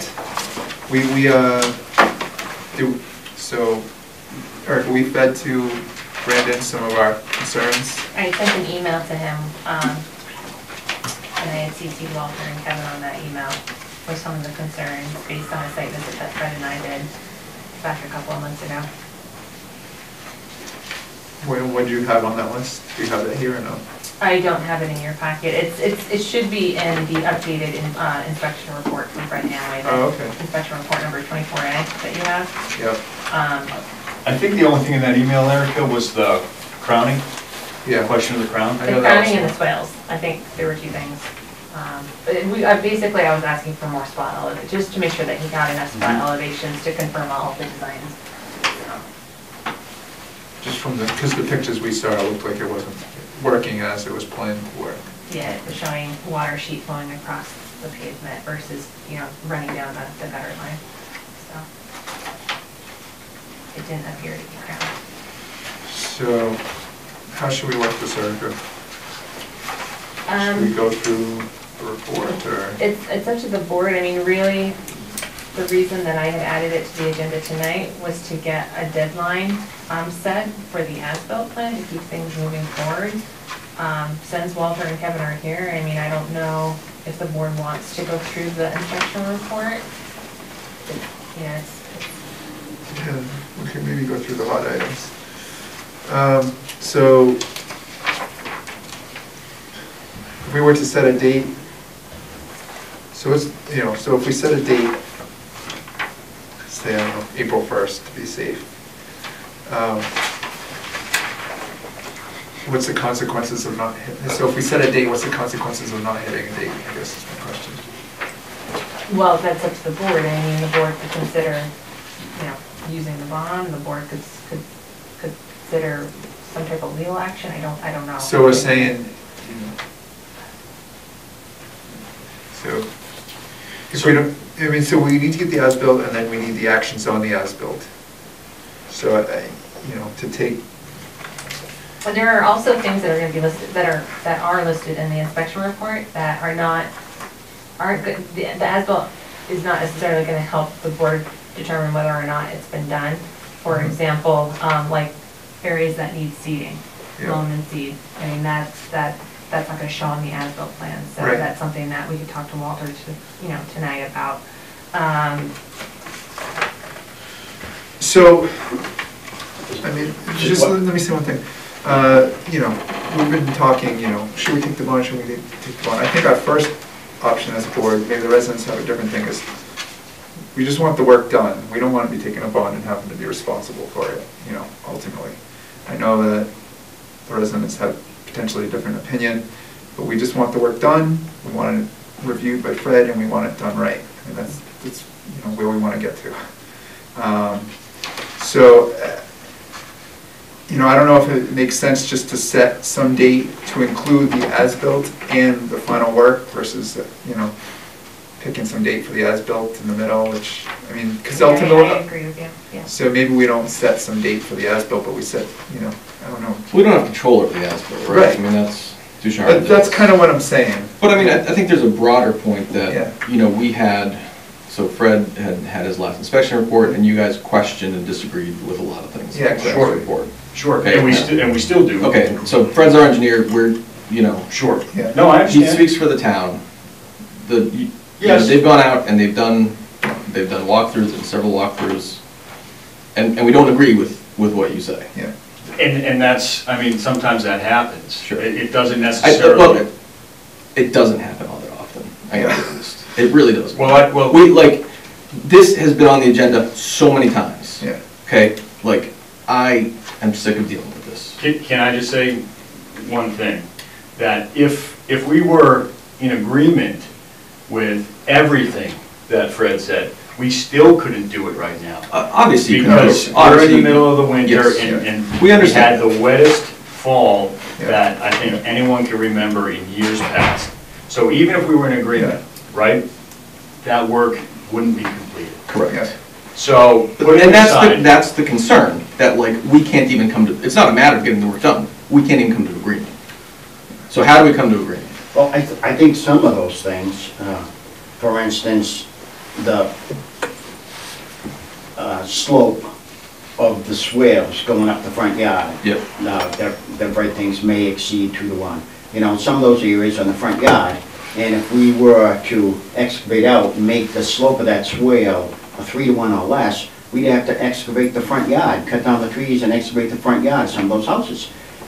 In my mind, if the engineer says that it's stabilized, the natural trees are there, and the swale's working as it should, that should be something that the engineer can tell us. Some of the other cases on the side of the road where there's a little bit of puddling in some of the swales, it's because there's a break in the slope in the swale. One swale goes to the left, one swale goes to the right, and it's right at the top of that swale. So I don't think it's unreasonable to have some puddling there. I think between Ducharme and Dillis, myself and Fred, we can address some of these things and maybe come at some kind of conclusion. We're never gonna be able to agree on tire tracks going over the berm and grass being on the side of the road instead of weeds, because you get weeds and everything during the summertime. So I know there are some issues that we have to take care of. Yep. But I still think there are some issues that may not be exactly according to plan, but make sense to leave them the way they are. And I think if we get an as-built plan, and Fred and Brandon and I can meet out there, maybe we can come up with a compromise that's palatable for everybody. And so is that the hope, that the as-built plan addresses all of these concerns? That Fred, what do you feel about that? That we get an as-built and you'll be able to work through with Brandon? I don't know if you have some other engineer that's scoping out this stuff as well, but I don't know who. I mean, it's not enough for you guys to say, we disagree with Fred. Yeah. Right? Right, we're gonna side with Fred. We're gonna side with Fred every time. Yeah. So if you have some other engineer that says why you're 2-to-1 in trees and all this and that, why that. When it comes to doesn't- engineering items, I completely agree. You're gonna defer to Fred, and our engineer's gonna have to talk to Fred, and hopefully they can find a reasonable resolution. Yes. Some of the things, what I think, Walter just said, was some of the things that are on Fred's list that we disagree with, they're not engineering items at all. We're talking about tire ruts. Scuff And we're talking about grass. weeds, and we're talking about berms. If that are hit by if that's plows. all we were talking about, I agree, there'd be, Sure.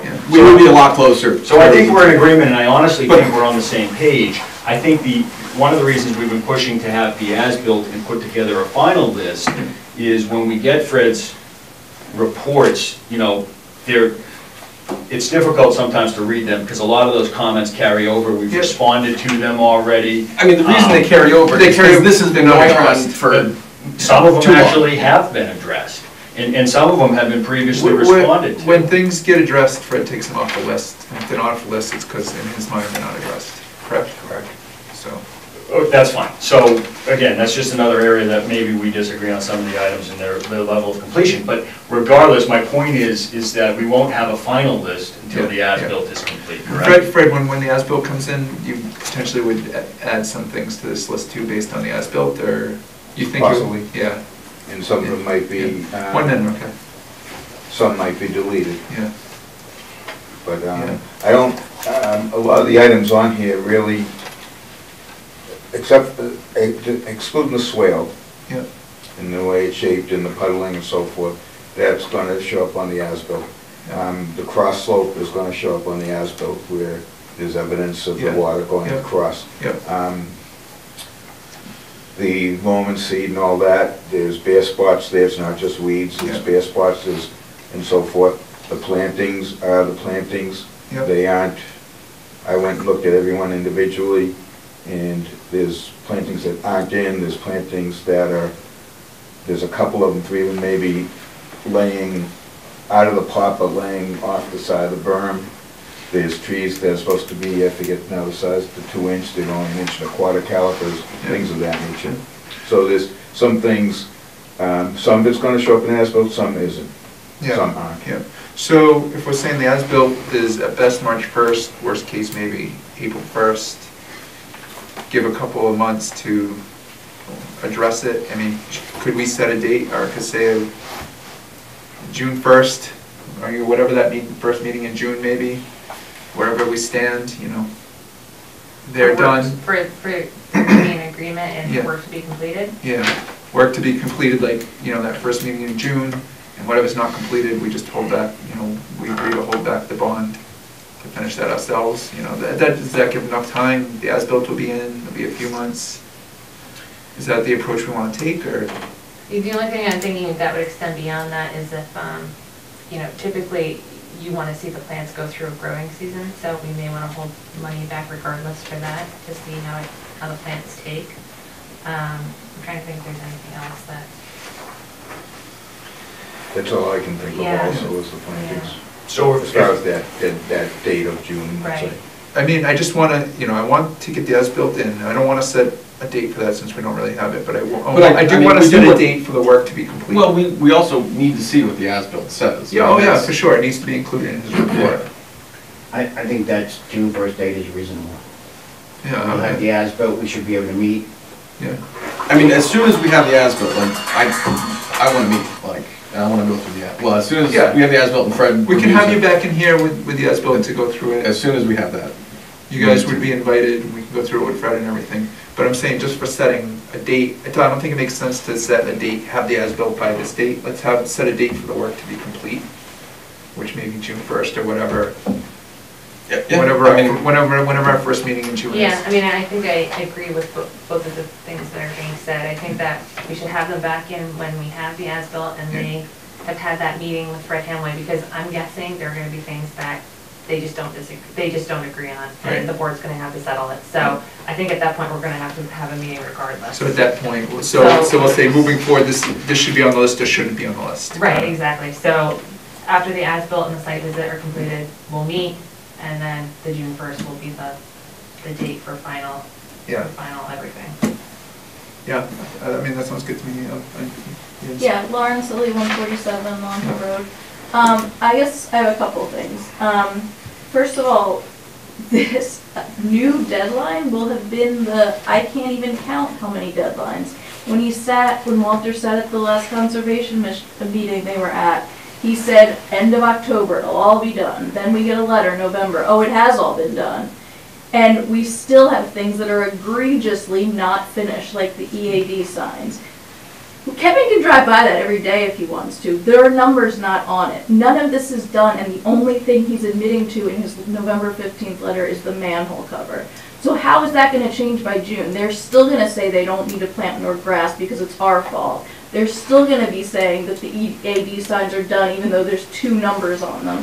This is not going to change by June 1st. My understanding from the last meeting that we had with you was that this needed to go to town meeting in May. So now what happens? That goes another year if it has to go to town meeting? I mean, if we're giving them till June? That's true. I wasn't thinking of that. So We're gonna do that bylaw, right? We're gonna have Board of Selectmen bring forward an article to adopt that portion of Mass General Law. So that way, moving forward, any bond that we hold that's less than 100,000, we do not need town meeting vote. So Yeah. in this particular project, we won't have to go through that process. We just have to go to the Board of Selectmen. Correct. But then, so they get till June, so then by the time we hire someone else, we're into the fall. I mean, this can just, how much longer can this drag on? Another thing is, Walter just sat here and said, oh, I called Brandon today. Well, that as-built was due months ago. Why is he just calling him today to get 4 to 6 weeks now? Can I just speak to that? We've actually contacted Brandon. We actually spoke to him after the November meeting when I was here. We said we about the talked to as-built. him today, and he gave us the 4 to 6 week deadline. Well, So that was, that's, you know, that's. why what we said today? Why not months ago? I mean, it will drag on because they're not going to agree with the work that needs to be done. And how long can this keep going? Well, I don't think we want to, just pull a bond before we have the as-built, because we could be stepping into something even bigger than we even know. So, I mean, it's kind of. We need the as-built. We need the as-built. We can't do anything till we have that. And Right, but why are we, then let's just get the as-built and be done with it. I mean, to go to June now, I just can't even imagine giving them another deadline that far from now. Well, we want the as-built, and we want to give them a chance to do it. And I know what you're saying, you don't want them to do the work, but. No, it's not even that. It's that then, so if they don't do it, which is their track record, Yeah. then we're into the fall.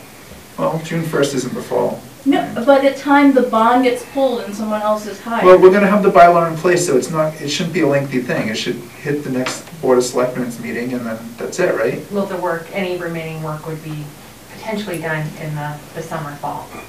So it could be, I mean, more than likely it would be the fall that the driveway would be completed. And then it's gonna go to court because they're still not gonna do it and pay the fines and all this. I mean, this is just, I just can't believe they're getting a new deadline. This has been so many years. And to hear the excuse of the weather again, the rainy season, is just ridiculous. I mean, Yeah. we've been hearing that for 3 years. Did they say rainy season? It's rained a lot, we need to wait a week, it's rained a lot, we'll do it next week. Well, It's been going on for right 3 now, the years. town is blind without the as-built, so we can't just say we're gonna pull the bond. I mean, we can't, because, Yeah, we wouldn't do that tonight regardless. yeah, we don't know what we're getting into. We could be stepping into something huge can come up in the as-built, and then the town would be in trouble. We'd be screwed. Because there's only, what, 30,000 there? Yeah. So can we get some admission of what else they agree they need to do then? Because all we have so far I is the think they did. manhole cover. I think they did send their list, which I don't think they agreed. Well, again, much. I mean, Yeah. it's Fred's report, so Yeah. why are you guys here tonight? What do you want out of this? Yeah. Like, We came here to give you a deadline. yep, We're gonna get an as-built done. We hope that once we have the as-built, we can come to a reasonable agreement on what has to be done. It's not like these life safety issues, most of these are aesthetic issues that are out there. Lumen seed in the middle of the road, we did a couple of times, people driving off the curving, No, we have the road is pictures. functional, Yeah. it's safe, those people have been living there for 2 years. We came here so that we could tell you when the date was that we're gonna have the as-built, so we can come to some kind of conclusion of this. Well, we have a plan, and you're not meeting the plan, in areas, and Fred has listed where you're not meeting it, so. and at the end of the day, like, what Fred says is what we're gonna go by. I mean, you guys Yeah. can argue it out with him, but Fred's points are not unreasonable. Yeah. And I mean, like, the fact that we're arguing about loam and seed, it's like, Yeah. God, just do it. Yeah, But, with respect, we've done it. And it's been done multiple times. My client was out there with Erica at one point during a site visit, and a UPS truck drove over the berm and made a tire rut. Yeah, I mean, we've seen the We've seen the pictures, we've seen the equipment. quality of work Like, that's not there. I mean, you have a room full of pissed off customers here. Like, that's what this is. Yeah. And these are your neighbors too, on top of it, right? So, I mean, I don't know why we're making it personal, right? I mean, I do happen to live on the street. Yes, you happen to live on the street. So we we're here to put a plan in place. This is what your seating looks Excuse me, like. So you have to direct This your is questions not, to the board. this is not what Ma'am, you seating need to looks direct like. your questions to Yeah, the we've board. seen this picture. Yeah, and I think they have too, so you can't say that. When I'm we- sorry. Again, like, the town's not in the business of finishing construction projects. That's not what we want to do. We agree with you. We understand that for the residents, it's a pain, Yeah, and we're trying to come up with a good compromise for Yeah. everybody, Yeah. okay? Right, this isn't the town's job. We don't finish everyone's unfinished developments. That's not what we want to do. Okay, so we're trying to come up with a compromise for everybody here. I don't disagree. Okay, and here's what I'm gonna tell you, is that when the as-built comes in, and when Fred reviews it, we're gonna go with whatever Fred says. Yeah. Okay, so you can argue it and disagree with it all you want, but that's what we're gonna say. Okay. And we're gonna have a hard deadline set, and if it's not finished by then, we're gonna pull the bond. I think that's a reasonable thing to say at this And point. we understand. We've given a lot of We leniency understand. at this point, okay? Yep. So, yeah, we don't have this issue with any other development. And I know I think we've worked with you before on other We've developments. done a couple others, never had any problem. yeah, and so I don't think there's a lot that needs to be done. Right. That's what annoys me the most out of all this, is like, we can come to a good faith compromise on this. I mean, we've seen seeding and loaming and lots of development. Clearly, the work isn't where it should be, for whatever reason. Let's get the as-built, let's be done by June 1st, Yep, we agree, we'll do it. Do you want to do a vote on June 1st tonight, or wait for the Yeah. as-built? No, And just one other thing too, Walter, I still need additional funding for Fred. The more time goes by, the more money I need.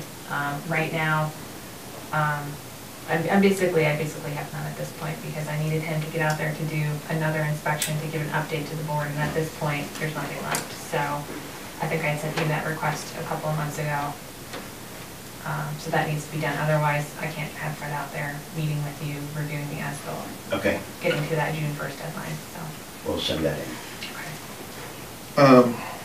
so I guess we need a motion for the date, but then also, we want to just, in the motion, should we say that we'll meet again to do the as-built, or we don't need that in the motion? It sounds like we're just gonna go have Fred Hamway work with them, Yeah. right? Is that what we're saying? Yeah. now? Well, but they were gonna come back in. They need to come back in once. You do want them to come back in? Yes, we'll Okay, come back okay. in once the as-built is done, Okay. and Fred has had a chance to review it. All right. And can I ask a quick question? Megan Could you state your Foley- name? Yeah, Megan Foley-Chenick from 153. So the last meeting we were at, we talked about the crowning and the manhole that was covered and potentially needing a portion of the driveway ripped up to fix that. That could potentially put us in a very horrible situation where we have a good portion of the driveway missing for a long period of time if it doesn't get done right away, if it doesn't get done correctly. What assurance do we as the residents have that once the as-built is done and there's a plan to get the work done, that this is going to be done correctly and not take an extremely long time and leave us with a huge ditch in our driveway? I think the June 1st deadline Yeah. It's- covers that, doesn't it? I mean, The work will be done Yeah. by then? and well, and when Am I wrong? Yeah, you estimated, even if we had to redo that portion, that the 30,000 would potentially cover it, right? I mean, you had that It's in- estimate. In the Like, latest, Yeah, which without the 1.5 is 30 grand, yeah. or just under. So Fred did an estimate of if that portion needed to be ripped up, I'm not sure what needs to be done. The bond that we have would cover it. Hopefully the as-built doesn't uncover And I something. think she's asking, Oh. how long will this be a dirt port, let's say it's gone up, how long will it stay drip, or how long will it take to get it fixed, right? Well, we But it's said, Precisely, and drivable what is again. it gonna take? well, we if- said if June it's not 1st. If done? whatever's not done on June Yeah. 1st, then I guess we just take the money, and we don't want to as a town to. Is that the direction the board wants to take? Because town council has been weighing in a little bit.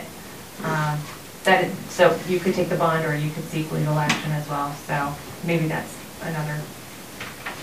Why would we do the latter in case we need more than the bond? Just because, like you said, the town's not in the business of constructing roads, that's just another option. So, I just wanted to throw that out there. Well, and what we would take that on at June 1st, I mean. Right, so you would take legal action after June 1st. So we don't have to decide that tonight, right? Or do we? No, you don't have to decide it yeah. tonight, I'm just saying that there's other options in case. Okay, I mean, yeah, I'd I like to just wanted to put understand. that out there, Yeah. because I don't want it to seem like we're definitely taking the bond if the board decides that maybe another avenue is. No, I think we just said June 1st is the deadline for completing the work, and I think we're all in completing the agreement work. on that. Yeah. Okay, so I'll make a motion to set a deadline of June 1st, 2019 for all remaining outstanding items from the current inspection and what's uncovered on the as-built plan for 147 Long Hill Road to be done. Second. On favor? Aye. All right, thank you. Yep. Thank you. See you, all right? Okay, well. No. Thank you.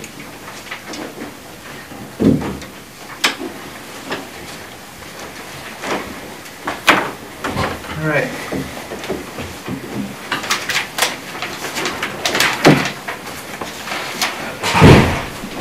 Thank you. Thanks. I know it's not fun for you guys either. Sorry, guys.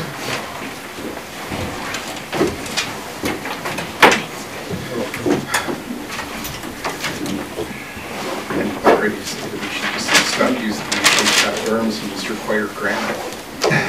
Because a truck could go over that and not destroy it, the way that it seems to in every other development. It's not the trucks going over, if it was all seeded and rooted and all. I mean, you drive over your own once?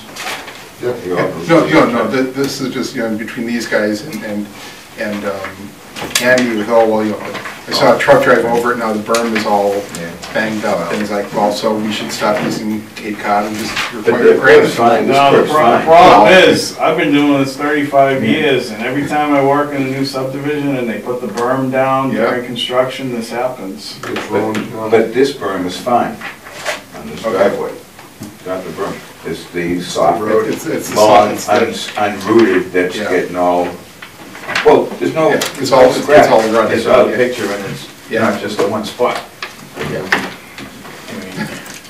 Erica, did you add the things we talked about adding? For the industrial district? Yes. I didn't get a chance, because I wasn't sure exactly how you guys wanted it to incorporate it. Whether you wanted to do it in a warehouse, separate, so I haven't done it yet. Talk about that at the end, I guess. Okay. Was there something else we talked about potentially adding last minute? Oh, it was what we just mentioned. That's not even us, the selectmen. So the selectmen know about that? Don knows about it, so I just have to get him the wording, yeah. Okay. I just want to write it down so I don't forget it. No, he just graduated from Wentworth, civil engineering. So what is that called? That's called He's on Adam with the Stockbridge for 2 years. the Mass General Law. It's in one of the. It's in your packet, it's in there, it's in the article right now. Okay. All right, so Here you go. No. thank you. So in the agenda, item, we have listed senior housing bylaw, which we're punting on this year, right? Yes. Is that still in there? That should be Yeah. taken out. Yeah, so that's why I just wanted to bring it up, just because, just in case anybody was waiting for that. Can't be. Just in case you care, that's the. Okay, yeah. To appropriate funds, yeah, so. All right, so And this, that's listed, that's one of our proposed articles here. oh yeah, okay, yeah. All right, so let's just go through. The first one is multiple lots. Multiple buildings. Multiple buildings per lot, which I think we're all in agreement on. Frank is in agreement on? Excuse me? It's Oh, there. yeah. There you go. So, Yeah, sure, whatever. Oh, yeah. yeah. So we have Frank who owns the Dagnall property now, right? Has some potential plans, which you could even, I don't know what you want to say publicly or not, so. But Restaurant on one side, a dispensary on the other. Well, first and foremost, as I mentioned, at the top of the hill would be a commercial daycare center, and once we get the logistics. So when you say top of the hill, so you have, it comes to a point at the road. Right. So it would be behind. No, it's where you're clearing right now. Right, it would probably be pretty much directly across from the highway garage. Okay. And then like the playground area would probably be across from the highway garage office. As you say, it comes to a point. So that's gonna dictate everything that goes in between that and the existing building, which, the goal in between would be, like I said, a barn-looking, two-story restaurant, retail, eatery type building. And so you have room to put that between the daycare and the car? Yeah. Oh, cool. And then as the property travels down Forbush, the back widens, more and more and more every foot that it goes, so. Would you be putting anything back there? Probably, but like I said, the first and foremost would be starting up at the top and working to the left, because that's going to kind of dictate area needed. So yeah. Well, I think the daycare plan you have is just, it's perfect in this town, because I know that we would have loved to have it. I would have 2 years ago. I mean, are you planning on leaving the existing buildings there? Yeah. Yeah. So we talked on the phone. Yeah. So you talked about do you have an operator for the daycare? Not yet. That's why we're getting the area cleared and then prepped up so I can start bringing people in, right? Yeah. I really didn't want to market it the way it looked, because no one could really envision. You couldn't envision much. Scrub pines all there. Yeah, it was, and now that you see it cleared, everyone's like, wow, I didn't realize it was that much land right there, so. So you got that, and then you get the third building in there. Yeah, so basically, building size, unsure of that right now, which that's gonna dictate parking area, so it's kind of like working from the right to the left. It sounds awesome, Frank. Yeah, and I explained to you, it'd be kind of like a village look rather than, a strip mall look. Yeah, that's great. So that's kind of the goal. And so that's kind of why we want multiple buildings. Right, right. To get away from it and not have a strip. Kind of like little nooks and. I think though with your frontage, even if this failed, which I can't imagine would fail, but I think you could still make your plan. Oh, yeah. You just have. And the other thing with that property is, there's a lot of quirkiness with, it's grandfathered from 1950. So I don't know how that all shakes out logistically with the existing bylaws and rules and regs, so we'll have to work all that out too. Sounds like a great plan. Yeah, it's, a start. I love it. So we also have Kathy and Tim Hood from Bolton Country Cover. Yeah. Do you guys want to? Well, so we have the multiple building, but then we also wanted to. Some lots in town are like half residential, half business. Yours is like that. I believe the Kane property has that. So we wanted the owners, if they wanted it. I know that the gas station lot, is divided right down the middle, so it makes doing a new development hard. So that was kind of the main focus, but we also wanted to clean up other ones if the owners wanted it cleaned up. You said that you don't want that done? Well, I think that the more I've been looking into it, I think it precludes whatever was drawn in the past. Someone just kind of drew in a box, and it's kind of almost not applicable to the property is what I'm kind of learning as I go. Well, is any of your property residential though? It says it, but the property was never residential. But it is what it is. I mean, if it's showing part of it residential, it's residential, right? I mean, you That's can't. my understanding, Yeah. yeah. So. My understanding was that it's always been a commercial site since 1950. Well, yeah, I Well, it's agree there. with you in terms of the use that's existing on the property, it's commercial for sure. We're just saying in terms of how our zoning districts overlay on your parcel, it's split.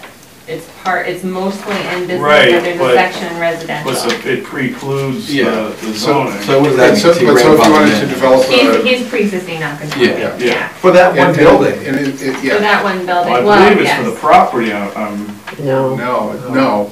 And this was what several years ago sank the Kane development was that we need, town meeting had to approve treating the back part as commercial and didn't go for it. Right, so Yeah. I mean, he could technically try to go before ZBA for an expansion of that use, we kind of talked about this. Yeah. But I was saying the better avenue may be just to go to planning board and get a fresh new special permit. So, But, so also, you know, what we have here is not accurate. You've changed the lot lines or you've corrected the lot lines. Yeah, corrected. So I think, you know, also, I think the real lot line, I don't know, maybe you can come up and show Yeah. us. I think it really goes like this. Yeah, it's, It really goes like this, right? you got it exact, yeah. So all of this, if you tried to put a business, you can't put a new business Mhm. here in this zone. You can put residential, Yeah, but. And you may not even be able to put anything that's supporting the business. You know, so you may not be able to put well or Right. septic over in there either. So having it, whereas if it's all commercial, it's all, you know. So that's kind of what our goal was here, was right. to affix these business zone lines to Mhm. your lot line. Yep. And if you want that or not. Yeah, I mean, that would make sense. I mean, do you have any plans to build a house there? or- I mean, would you want to live next to a transfer station? No. I mean, literally. But people do, and they keep on building houses there, so Yeah. I don't know. You know, I don't know where people want to live. But it does, but having it all as commercial would simplify any permit. It would, yeah. So, you know, from that perspective. Yeah. So do you want us to move forward with including yours then? Yeah. And I think, Erica, can we work on getting the correct lot lines in our bylaw? I think she has, you said, you have that, right? I Erica, have you the said? plan, it's just a matter of how much I can kind of, I can try and get something approximate in GIS because we only update our online GIS assessors maps once a year. So, and I think that happens after town meeting. That's what we so- do at town meeting, right? We always, that's one of the bylaw, or whatever, that we always update. Right, the so, latest. so But- whatever we prepare for town meeting will be like literally a hand sketch or something I do in GIS. But whatever map we have kind of sketched out here, ultimately it's the lot number that would Yeah, dictate it, exactly. so. Yeah, but I have, when I bought it, I had Brandon do a complete new plan, and I had a brand new Mylar plan recorded at the Registry of Deeds, so Brandon has all that information. Yeah, he does. So But he it can may get be- you whatever you Yeah, and need. it may be something that I just have Ducharme Dillis update the zoning map now, because we're gonna want that visual at town meeting. I It think may so. be easier for them to just do it than me Yeah, to try to yeah. do it in GIS. I think it's worth having them do it, and then we'll obviously include it in the Yeah, article itself too. All right, so when we talked to you, were questionable, so now we're gonna move forward with it. Yeah, That sound good? So your whole lot will be business. Yep. You can situate yep, a business anywhere, you put your well anywhere, it's clean. yep.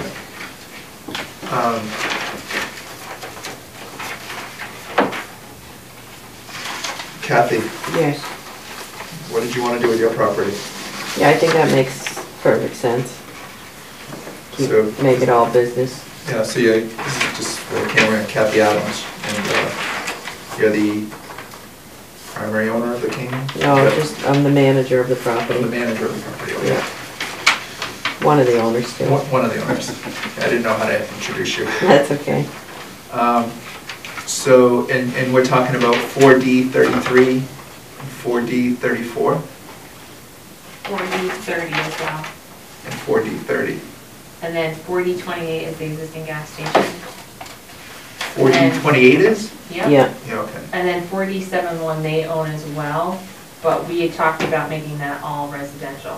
4071. Because there's only yeah. a small portion of it that's in business. Yeah, so we're gonna trade. Well, and that's what we, for 5 years ago, we talked about, I mean, I guess that was part of that plan and agreement and compromise was to make that residential. I mean, is that still? So if we fixed 34, 33, and 30 to business, and then, and 28, and then 71 to residential, does that work for you? So you have that little, this is that little portion of the Yeah, back, it's so- just, most likely any of the use that would happen on 71, the infrastructure is gonna have to come from, say, 33 or 34. Because it's just, there's not enough soils over there to support any kind of construction. What do you mean, infrastructure? So, the septic, you get a single lot house septic system, that's it, In 71. yeah, on 5 and more. Whereas lot if you made acres. a backland lot out of. Right, 30, whereas 40. if there's a business development that happens with a, sewage treatment plant, it would make sense to pump it over there. Yeah. But I don't see why that would be a problem. Why would that, would fixing the business zone stop that from happening? Wouldn't, right? I don't know off the top of my head whether or not you can locate your infrastructure on other properties. I'd have to look into that. I don't know. Well, I'm sure it could I very mean, well be. these I two just don't houses know. over here have an agreement. Right. You'd have to just have That's some true, type of. that's true. So maybe it's Yeah. just a matter of an easement. I really don't Yeah. know. Yeah, it's just an easement. I Yeah. did the septics and the well for the two houses. Yeah, you It's just a have- shared, they had a, almost like a condo agreement. Okay. Yeah. Yeah, So, have a maintenance agreement. Yes. Yeah, So that if you sold off 71 for whatever reason, they'd have that agreement in place that, 33 would Yeah. be with a taking. Covenant or something. Yeah, right. yeah.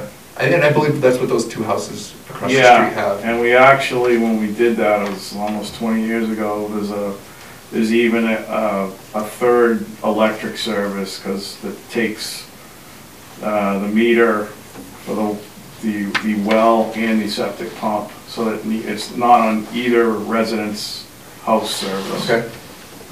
So, And they just split that bill or whatever? yes. So then Erica, adjust. does the overlay district include 71? So the overlay district only includes that little part that's in business. So if this passes and that this is what you want to do, then that's another article in your packet. We would modify the mixed use to take that little tiny piece out of the overlay. So,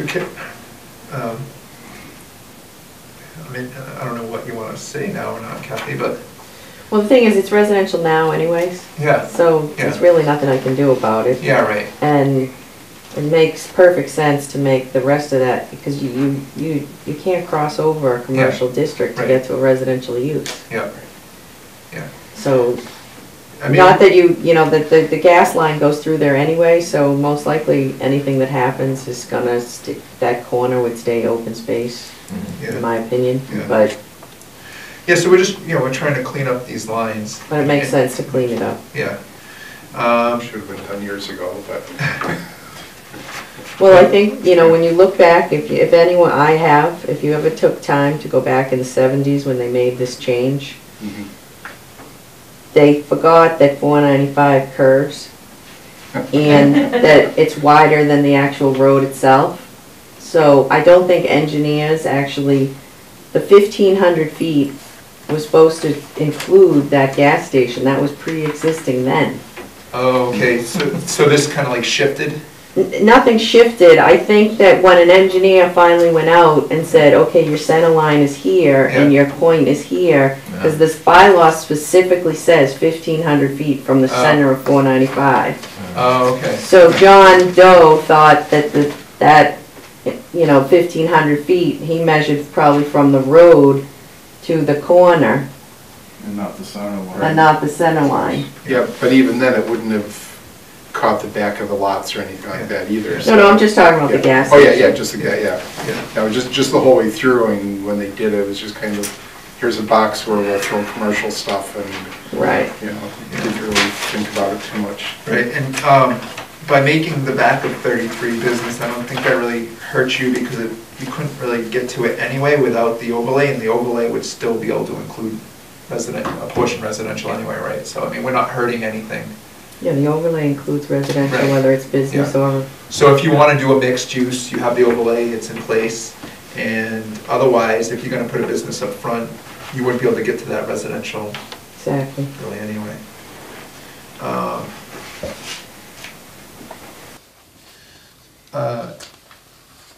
I don't know, where are you at now, Kathy? I know, you know, so we went from the 8% to the 20%. We're gonna have multiple buildings allowed. We're gonna have this cleaned up. Hopefully that, you know, I know you were a little worried about saturation in the area, but I think that gives you a lot of options for, you know, development by doing these. Definitely helps. Yeah, I mean, anything you could share now or no? I'm just interested. Yeah, no, not really. Yeah. I mean, we've been just kinda sitting tight, waiting for things to shake out. Yeah. We had the property sold at one point and Right. it fell through, Yeah, so.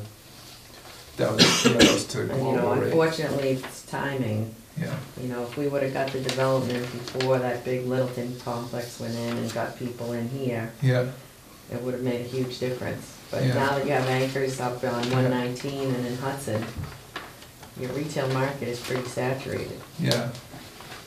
Right, 'cause you got Market Basket there, Market Basket there. Market Basket going into Mater. Main end, yeah, we're surrounded. So- Yeah. I mean, I don't know, you know, Trader Joe's, but it's not really an anchor, right? Is Trader Joe's considered an anchor? Probably not. I don't think it has the square footage to really be Yeah. considered an anchor. Yeah. I know that it would be very welcome.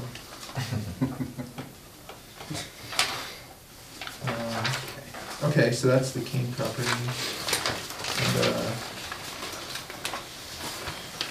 And, is it, the country covered property, is there? There's a small portion at the very bottom tip Yeah, that's in residential. so I assume you have no issue with that being adjusted? Doesn't really do anything for us, it's over in water. Yeah. So the house that just got burned down, that's 29? That's, yeah, So you have 61 and 29. yep. Is that right? Only 1.5 acres? It's more than that, right? 29? No, it's just a That's house right. lot. Oh, Yeah. and 2.64.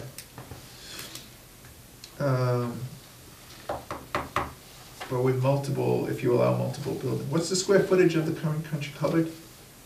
The building itself, Yeah, off the top of my head, I don't know, 3,000 maybe? 4, I don't know. 3,000 and When it was 2.6. originally, it was. 2.64 acres is like 100,000, right? Roughly? Well, whatever 20% Yeah, is. Roughly.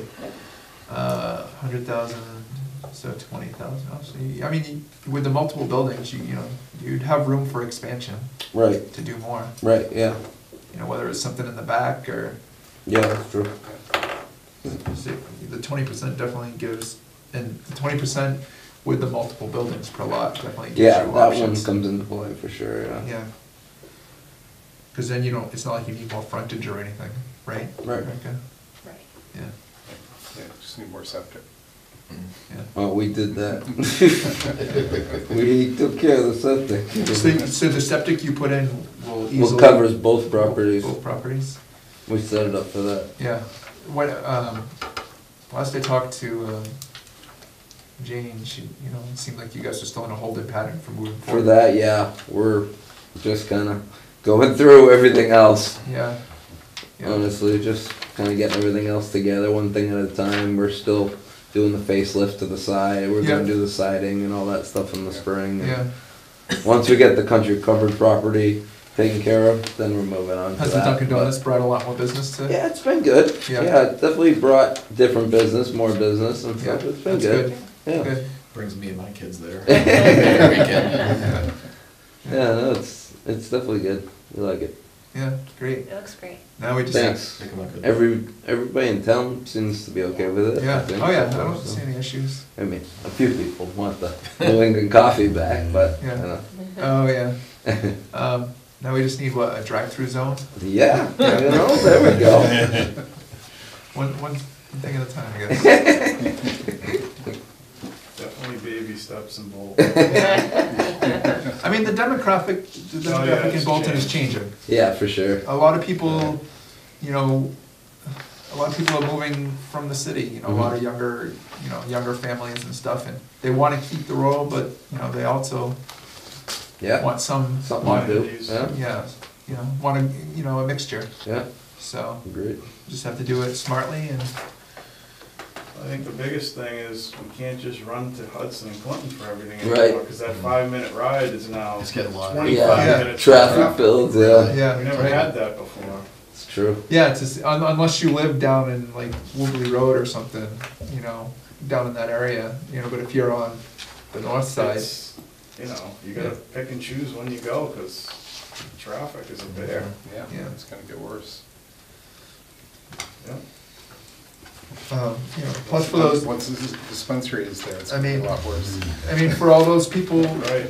for all those people who, you know, are against developing all the residential lots with subdivisions, adding business would help that out greatly, because if you could slow down, you know, no business means higher taxes means more selling of lots and subdivisions. So by turning down business development and right in the center of town there. The more business Yeah. that goes in on 117 is gonna slow the Exactly. car traffic through town. Well, It's that's, a proven fact. yeah. Because that little bit of in-town traffic deters the cut-through traffic. Okay, so the first one was the multiple building, the second one was the, to change the base map, which, Yep. so we discussed those properties. I think the only one we didn't so let's see, we have, so the industrial one, there wasn't much changing on the industrial one, right? It was just, No, I now need to, I'm gonna send out a letter to all the abutters that are in Bolton Woods Way, just to let them know that we have the hearing on the 13th. that they're gonna be in the residential zone, not in the Yeah, industrial and zone. I assume they're gonna be fine with that, but you never know. So if they wanna start a manufacturing business, Right. they're in trouble. And some of the other properties, there's one off of Annie Moore that has a portion on, in the industrial, and then there's actually, a parcel that's in Stowe that has a small slice in Bolton, so I'll reach out to everyone. They all know. Okay. Ray Grenier from Bolton Capital did email us saying he was in favor of the modification. And then I also talked to Mark Kavanaugh from Keller Williams at 1084 Main Street on the phone, and he said as long as it's less restricted and not more restricted for him, he's Wait, happy so you with said Mark it. Kavanaugh from where? Keller Williams. Next to the pizza place. Yeah. Oh, okay. And no, that's on the back page. Yeah, so the only, I think really the only business I haven't heard from is, I think, Colonial Candies. What about this person who owns this residential, this land back here? I'm gonna send them a letter. I don't have emails for them, so I'll send them a letter Okay. to let them know of the hearing. So, they don't have any frontage, so I'm Yeah. not sure what they can do. So a lot of these changes are very minor. The Bolton Capital is would be one of the biggest changes. Right. It's, because they only have like 4 acres business and it would go to like 12. Right, yeah. I'm fine with it, but I don't know if some people will be, if that'll cause an issue in town meeting or not. I mean, I'm just thinking town meeting and what people would say. I'm fine with leaving it how we have it. Oh, and then Bolton, Craftsman Village on Sugar Road, obviously. Right, because they're residences. That's gonna go to residential, but if they're building that, I don't think they're gonna have an issue Right. with that change. Yeah, just due diligence would say just send mail. I know, I'm definitely gonna, every person that's being impacted, I'm sending them a notice, but Yeah, I don't anticipate any issue there. yeah.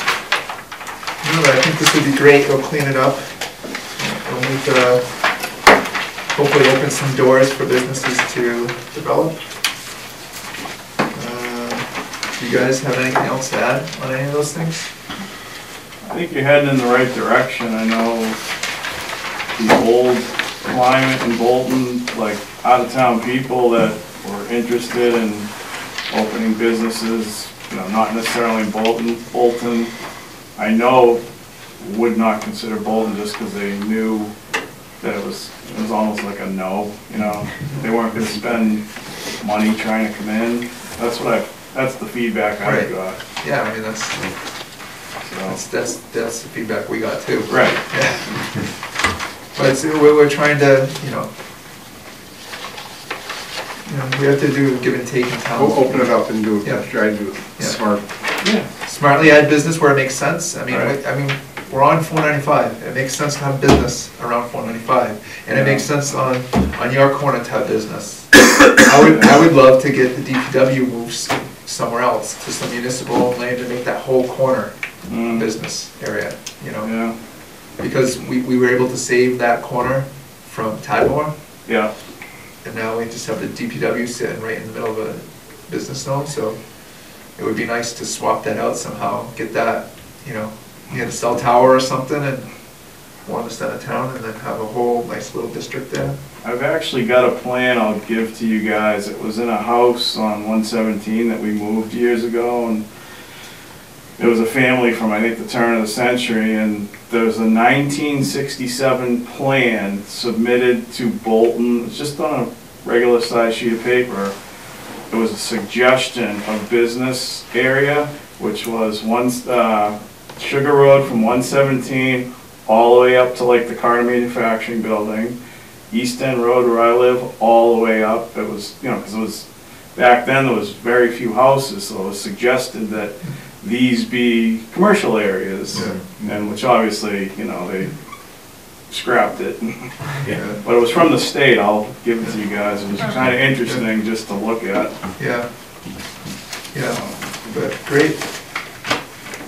So if any of you guys ever have any, thoughts or concerns or things that, we should be looking at as a planning board, we'd love to hear what you have to say, so. Yeah. Thank you. All right, so the next one, base map, this was just Just to update the definition for base map. oh, okay. Then we have, want to increase maximum lot coverage of mixed use, oh, so that's just the mixed use overlay, right? Oh, yeah, I need to update that heading. That was changing what you talked about.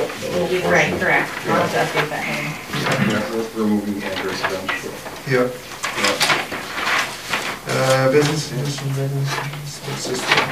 So are you presenting this all as one article, or does it just say Article X, because you don't know what number Oh, it's yeah. gonna be? Exactly. No, they're all separate. Got it. Yeah, They're I don't separate. have the numbering yet. Okay. Yeah. This is very much in draft form still.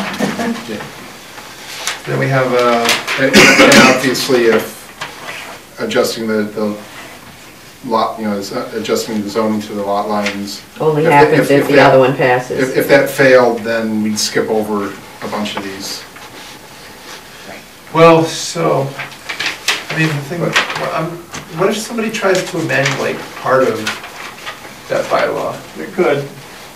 Does that mess up the further ones with the Gotta base be a map? few doomsday features. Not necessarily, no, not I've necessarily. heard from them already. Yeah. One thing amending articles on town floor is very hard. It's hard to get it done. Because you have to get the wording right. If you get the wording right, you have to get people to agree with your rationale why it should be amended, and get that approved, and then the amended article, so. And we're really not making any drastic changes besides. You're really just cleaning up. It's really a cleanup, yeah. Yeah. And that's how we should present it too. Yeah. This is just a cleanup. Yeah, it is. And then they can kind of pick up the devil. I mean, because where there's a gas station, if they want to just build a new gas station, they can't because it's. Right, exactly. Doesn't make sense. All right, so then the next one is the stormwater in business lots. And this is what, this will match the residential. So this would impact but there's obviously caffeine and everyone in. So what this bylaw is, so the current, this will match what we do for subdivisions, right? Or just Well, common it's a little more driveways? than that, because the rainfall data set, that's new, we don't use that. Well, but we added it, we just added to the common driveway, the same. Common driveway, yes. Yeah. Not subdivision yet, we're Okay. gonna be updating that. Yeah. So basically what this is saying is that the flow in, the flow out has to equal the flow in? They need to do that, right now, if they had wetlands on their property and they had to file with the Concom, they'd have to meet stormwater standards from Mass DEP anyway. Yeah. We're saying regardless, if you have wetlands on your property, you need to meet those standards. Yeah. So they'll have to do that. And then beyond that, we're also saying, not only do you have to meet your pre versus post peak discharge volume, discharge flows from the property, you also have to meet your volumes, and that's really gonna help with down gradient flooding. And then we took it one step further and said you need to also use more updated rainfall data. So is this basically a 100-year storm type? Yeah. Yeah. Yeah. So it's a little more, restrictive than they would need to be if they had to go Concom right now, but I don't think it's a deal breaker. Frank, you're a builder, what do you think of this? I mean, we're seeing it more and more on the residential side. I mean, it's kind of, some jobs we're doing the equivalent of a septic system for a recharge area, so it's. So, Danielle's not here to talk about this. I think the current rainfall number, or numbers that we use are. It's TB 40, they're slightly less than the NOAA. But they're pretty old. They're from the 1940s, I believe. Yeah. These are from, I think, I want to say 70s or 80s. They're a little more updated. And they've increased a little bit I guess next time around they'll increase a little more, I'm sure, so. And the reason why this came about is because there's a lot of development in very wet areas, and it's becoming an issue. We have, one on one side of the town where pretty much they're practically building on an island, Yeah. Or they want to be. Yeah. They want to build on an island, which might not even be an island, it might be on the water at some point. They're getting very nitty gritty. We're doing test holes for on-site drainage, just like we would a septic, prior to stuff getting permitted, so.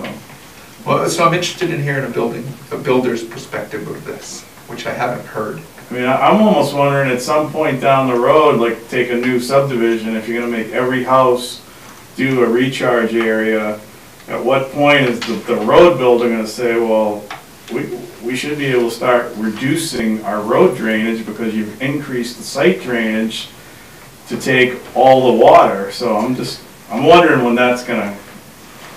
I mean, end of the day, you've got a certain amount of volume you need to deal with, and if part of that's recharge areas, that reduces the drainage structures.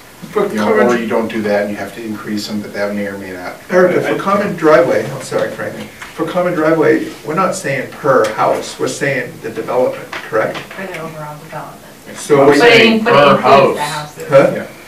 It includes the houses, but in the overall, so you can drain to the swales along the road as long as the runoff doesn't leave the property, right?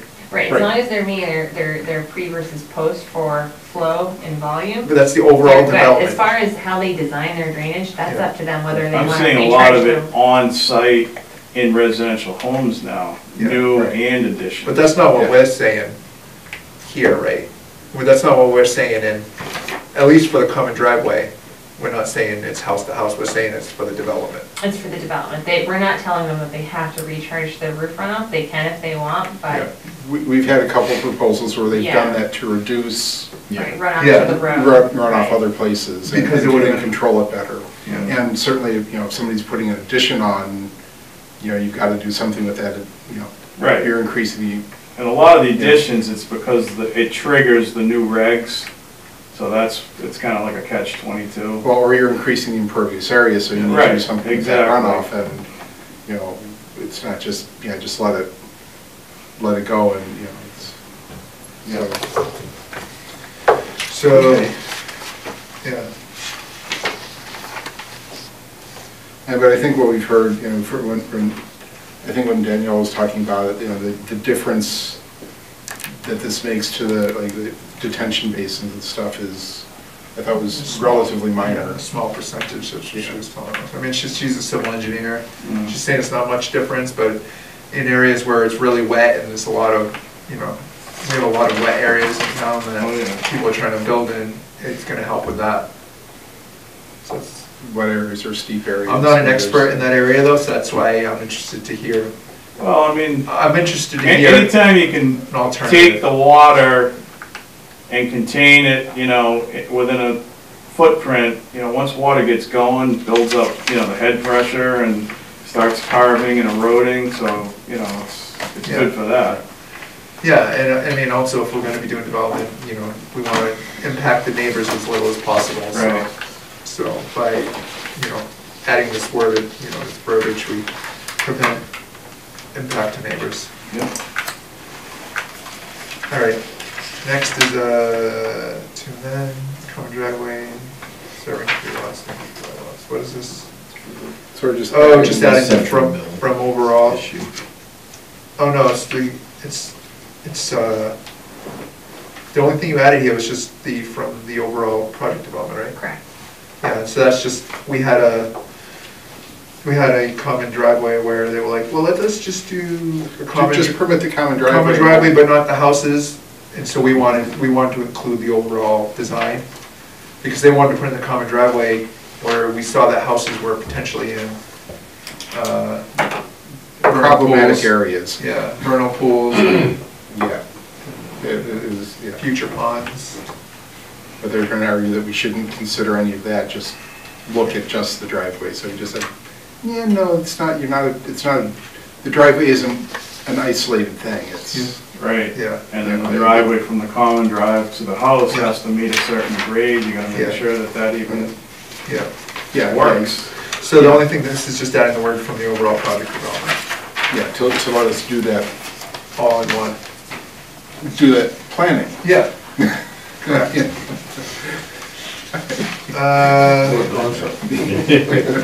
Sign regulations. So, I don't know, wasn't really a fan of this one, but I guess I'm not too against it. It's just to make sure that political signs aren't left up, you know, indefinitely. It puts a time frame on when they come down. Right? That's it? Right, so so I went to advisory tonight to get the planning board's budget approved, and we also talked briefly about the articles. And they did have one recommendation for this particular article is maybe look at that 45-day period. We may want to extend it to 60 days just because they were saying that someone that puts up a sign for the primary election may want to just keep that sign up through until That's a good point. the election. So yeah, that's a good point. So we may want to modify that. 45 days prior to the date of the election. Oh, because the primary and the election are about 60 days apart usually, so. Yeah. So I'll just modify that to 60. We were looking at 60 anyway, so. Yeah, as long as it's just to clean things up, I just don't want to be hampering people. Just to clarify it, and it's fine. I just don't want to hamper people's voice.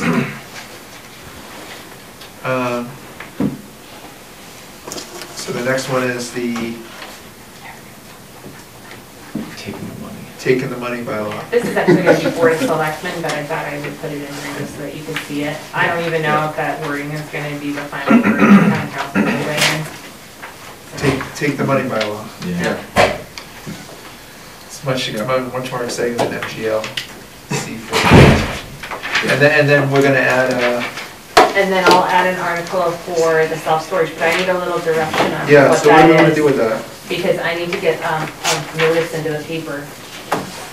Yeah, okay, so do we want to specifically point out self-storage, or do we want to say service, or do we just define it as warehouse and And the definition includes Is storage, self-storage. is I like storage. that idea. It's easy. So we're gonna add a warehouse It's section? more generic, I think Yeah. it's more, yeah. Do you want me to do that? Oh, how can I never find anything? I always can't find the paper I want. I need Because you don't keep it in order. So essentially, I'm I gonna do, take and what then I shuffle Boxborough through has. Well, Boxborough calls out separate Or not, self-storage and sorry. warehouse. Okay. Not Boxborough, I meant Westford. Westford, okay. Westford, a building used primarily for storage of goods Let and me see materials for Westford. distribution or sale. Okay, yeah. I mean, I Does that think work? that's- And then So what are you that way- gonna do? So you're gonna, under the table types of uses, you're I'm gonna gonna add where? where, so it'll be several articles actually, because I'll need to update this, the scheduled permitted uses, I'll need to update the terms defined for definition. Okay, So we'll do warehouse, which will include the self-storage. You guys, since we're looking at this right now, do you want to add any more definitions for some of the others? Because we have light manufacturing and we have research and development labs. We don't have definitions for either of those uses. So since we're kind of cleaning it up, we may want to consider adding in. so warehouse, so they say a building used primarily for the storage of goods and materials for distribution, but not for the sale on premises, and excluding many or self. Oh, their warehouse excludes mini and self-storage. Yeah. Oh, excludes, well, Because they have self-storages. is that Westford? Westford, that- Oh, yeah, I It's missed just that. Boxborough. I guess Westford doesn't allow self-storage, Oh, But well, we'll take ours that could up. say including. including mini Yeah. and self-storage warehouse. Yeah, I apologize, I missed that, I thought it was including. Yeah, so, yeah, that works, just excluding to including, and then, I know Littleton has it down in the front of the Market Basket site, next to the new Town Fair Tire. I mean, they kind of consider it almost like a retail type self-storage thing, yeah. because it's huge now, it's such an industry. So we have rural, residential, mercantile, and then we'll have like warehouse. That's how it works. Oh, Well, it'll fall under, Wait. I know, oh, is it manufacturing? Is that it? I should just look at it. no, well, but warehouse will be its own, That's what I'm saying, does it Heading. need to be its own thing? I think so. No? Okay, I don't know, I gotta, Well, I guess there is bulk storage, so maybe you're right. Maybe it should go on the same level as bulk storage, just warehouse. Yeah, I guess, yeah, I think maybe you're right, that it needs its own, does it? I think it does, because it doesn't fall, it's not manufacturing, so it does need its own Okay. line item. All right. So it'll be a standalone Okay, use warehouse. so warehouse, and we're gonna say industrial, So right? just yes and industrial only, right, by Special special permit? permit? Yeah, it's special bid. Yeah. SP. And then did you want to add definitions for light manufacturing and research and development labs, just to kind of further clean up our bylaws? So that way we don't have another realtor coming in and say, well, is this light manufacturing? So where is that? That's right above, well, that's the section that we were just talking about. Did we include that in like the parking space bylaw? Well, we Light included manufacturing parking lab. requirements. Yeah. But we didn't For- But we've for- never for defined buildings- it. We had parking requirements for buildings that we don't Yeah, allow. that's So there's no fine. Yeah, definition that for light too. manufacturing. I guess, do you have any examples of that? So Acton, I told Acton because they had some interesting definitions. They don't have light manufacturing, but they have manufacturing. At the very bottom, where it says industrial uses, they have one for warehouse, which is pretty expensive. And then on the Yeah, next page, It says, but not a distribution, on the next page of that, if you read the very top, not a distribution center is defined a personal self-storage facility or any warehouse. Oh, they define adult uses. Larry Delaney wants that, right, still? No, Don was the one, Right, Don Don's wanted, pushing that. Don wanted that, Don? so that, Oh, God, so we can yeah. actually put it, dictate where it goes and not. Exactly. That's why Acton did it, they did it on the Maynard line, which is where their dispensary just opened up, right on 62, right at the, right across the street from Wendy's. In Acton? Yeah. Oh, that's right, that. It used to be Used to the be a- wine company. Yeah, that Last- wine place. National Last Wine, or- National, yeah. I just drove past there the day of the Subaru dealership, and I wondered if that was a dispensary. Nice. Yeah, and Lancaster did the same thing and tucked it in a corner that's, I don't think is even accessible from Lancaster. You need to go until up there to get around to it, yeah. Yeah, but Donna's always, you know, is if somebody came in and, you know, wanted to put something in, you know, the country cupboard, there's nothing currently to prevent that. So Acton's warehouse doesn't include self-storage or mini warehouse, and it doesn't include distribution? That's correct. Right. Do we, I mean, what are our thoughts on distribution centers? I mean, I see, so Erica and I are on like a list where we get like, people always looking for land, and distribution centers always seems to be a hot one. I mean, do we want to say no on distribution centers? Just I think, I think a distribution center could be classified as a warehouse. It's just, I think the only reason they call it out here is because they call it square footage. So, I mean, it's also, I think, the traffic patterns. I mean, a distribution center, I'd expect trucks coming and going, big trucks all the time. FedEx or something like that, we don't want that. So do we want to say something about distribution center or no? It's up to you. So if we're going by the Westford's description for warehouse, they call out for, you know, a building used primarily for the storage of goods and materials for distribution, but not for sale on the premises. So, I mean, technically, if I were reviewing that, I would say it would fall under that category. So that might be something the board wants. So Westford says yes to distribution and Acton says no? That's how I take it. Huh? Well, they allow, I don't know that they don't allow it, it just may be in certain areas that they allow the distribution. Yeah, Yeah, the distribution center. Oh, yeah, okay, so Acton says a warehouse isn't a distribution center, they create their own distribution center. I got it. North Acton does have a lot of what you'd call distribution centers. Yeah. The old deck house was manufacturing, now it's more like a distribution. The old Somerville lumber is like kind of a distribution center for Methods machinery. Okay, so I guess we should add a description for light manufacturing, research and development labs, warehouse, which will include self-storage. I guess the question, just, do we want self-storage as a separate category, and would we want to allow self-storage in business, or in business? Right. I'd say no. I'd say no, yeah, just industrial. We have a limited amount of business. Yeah, I'm just thinking, you know, if Frank wanted to throw a self-storage in the back of the property, you know. I could do it with a special permit, right? Well, not if it's, not if we say it's industrial only. Yeah. Yeah. No, that's what I was saying, do we want to put it? Well, yeah, and that's what I meant, you know, do we want warehouse generically allowed in business, or do we want to carve self-storage out? What Mike just said is, you know, we have such limited space for restaurants, retail. Daycare center could really go anywhere, actually, right? It may make sense in the back of your property, but do we want, you know, we can't, once it's on the table of uses, we can't say no to it, you know, other places, so. Right. I think right now let's just Well, stick with other than a special permit, so. Yeah, but if they're meeting all the requirements and, you know. I think one thing if we had a lot more land, I think.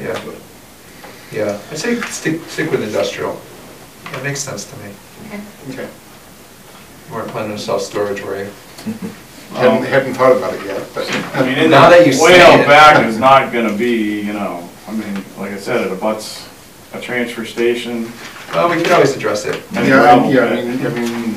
mean, self-store there, you know, you don't have water, you don't have septic, you don't have any, you know. Yeah. You don't have any of those issues, you know, so it's. I guess my only concern is if Bolton Office Park decided to do it and then it was front and center on Main Street. Yeah. It wouldn't look very nice, Yeah. that's the only thing. Yeah, I'd say keep it out for now. Their property's so open. As I say in bylaws, it's always next year. And we can always, the board can decide not to bring these forward, you know, if we feel like we need more time to vet it out. I think this makes perfect sense to get self-storage in there. That definitely, but I meant just in terms of the other definitions. Okay, yeah, if we don't like how it's sounding. sounding. If you don't like, if I don't find the right examples or whatever, we can move it to next year.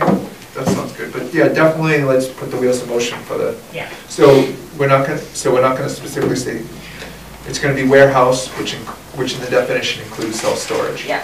Yeah. And that's gonna be a lot of industrial, yeah, that's perfect. And that's it, right? Yeah, and then I just wanted to take a quick peek at Century Mill Estates, the town council had weighed in on a couple of things.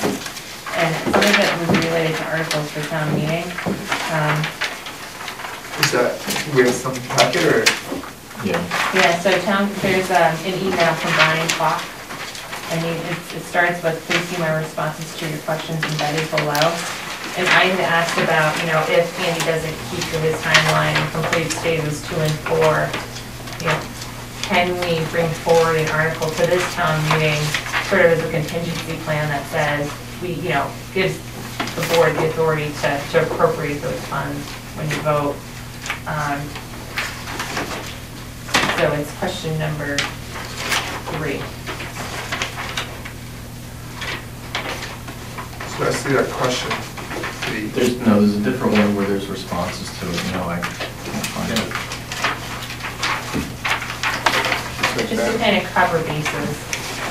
No, that's, it was on the turnaround, it should be the same. Second one. I'm officially discombobulated. I've gone through this too many times that I can't find anything anymore. I don't know. Yeah.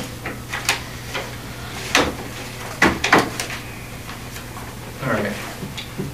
And the only reason I really asked the question was because the residents have been pushing for this to be done in 2019 pretty strongly, so I thought I would ask. So you asked him, so is it possible to take vote in 2019 that essentially allows the board to pull the bond for 2019 that we stand track for road acceptance in 2020?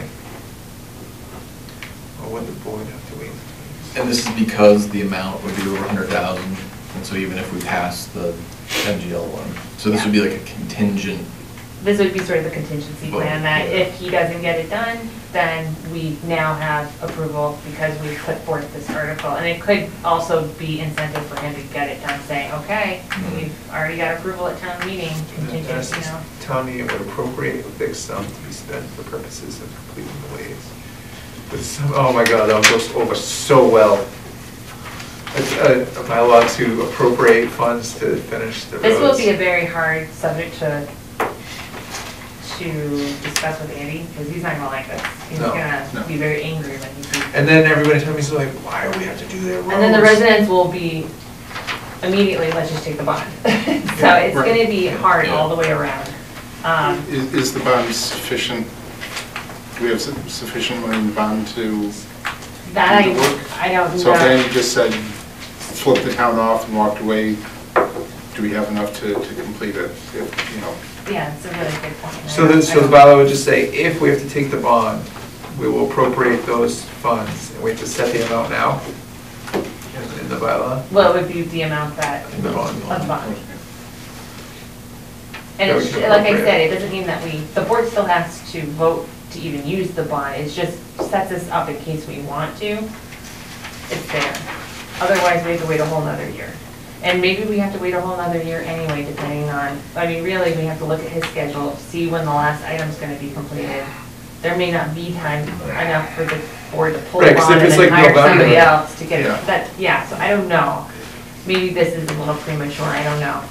Because we didn't set like a June 1st date, you know, he's. Well, we don't know yet, he's gonna We get haven't us seen that the schedule schedule. yet. No, but he's gonna go through the winter anyway, so it's not, Yeah. the deadline. No, but what she's saying is, if he doesn't get to the paving, Yeah, and then by the time we take the bond, it'll be too late anyway. yeah. So we just have to wait the next year anyway. Possibly. I don't know what the schedule. Unless we set a date with Andy of like We'd have to set July or exactly, something. we'd have to set a much earlier date. Yeah. That's the only way that, if we were gonna do that, then yes, let's do this. I mean, if you wanna put a placeholder in it, because we have to, before. I don't know. Now that we're actually talking about it, Yeah. it may be too controversial, it may not be worth it, because I'm thinking that we're not gonna be able to meet schedule anyway. and why go through that whole? No, not Andy, I meant if Andy doesn't complete it, I don't think we would be able to meet schedule. for Yeah. town. Oh, no, we That's- wouldn't. That's what I meant. Oh, okay. Really meant he won't be able to No, meet schedule. I anticipate that he's gonna do it. Right, that's what I was just saying. No, By the time yeah. we know he's not gonna meet schedule, we're not gonna That's be able what to I- turn him yeah. around. Yeah. So maybe it doesn't make sense to do this then. Yeah. And town council doesn't even say we definitely could, he just says contact DOR basically. Yeah. Yeah, let's go. Hold off on it, I guess. I think that's it. That's adjourned, it's so late. Yeah, sounds good. Wow. You're here for the whole thing, Frank. Yeah. What do you think? Was it exciting? Yeah, you guys Cover a lot. Yeah, it's a lot going on. All right. Motion to adjourn? Second. All in favor? Aye.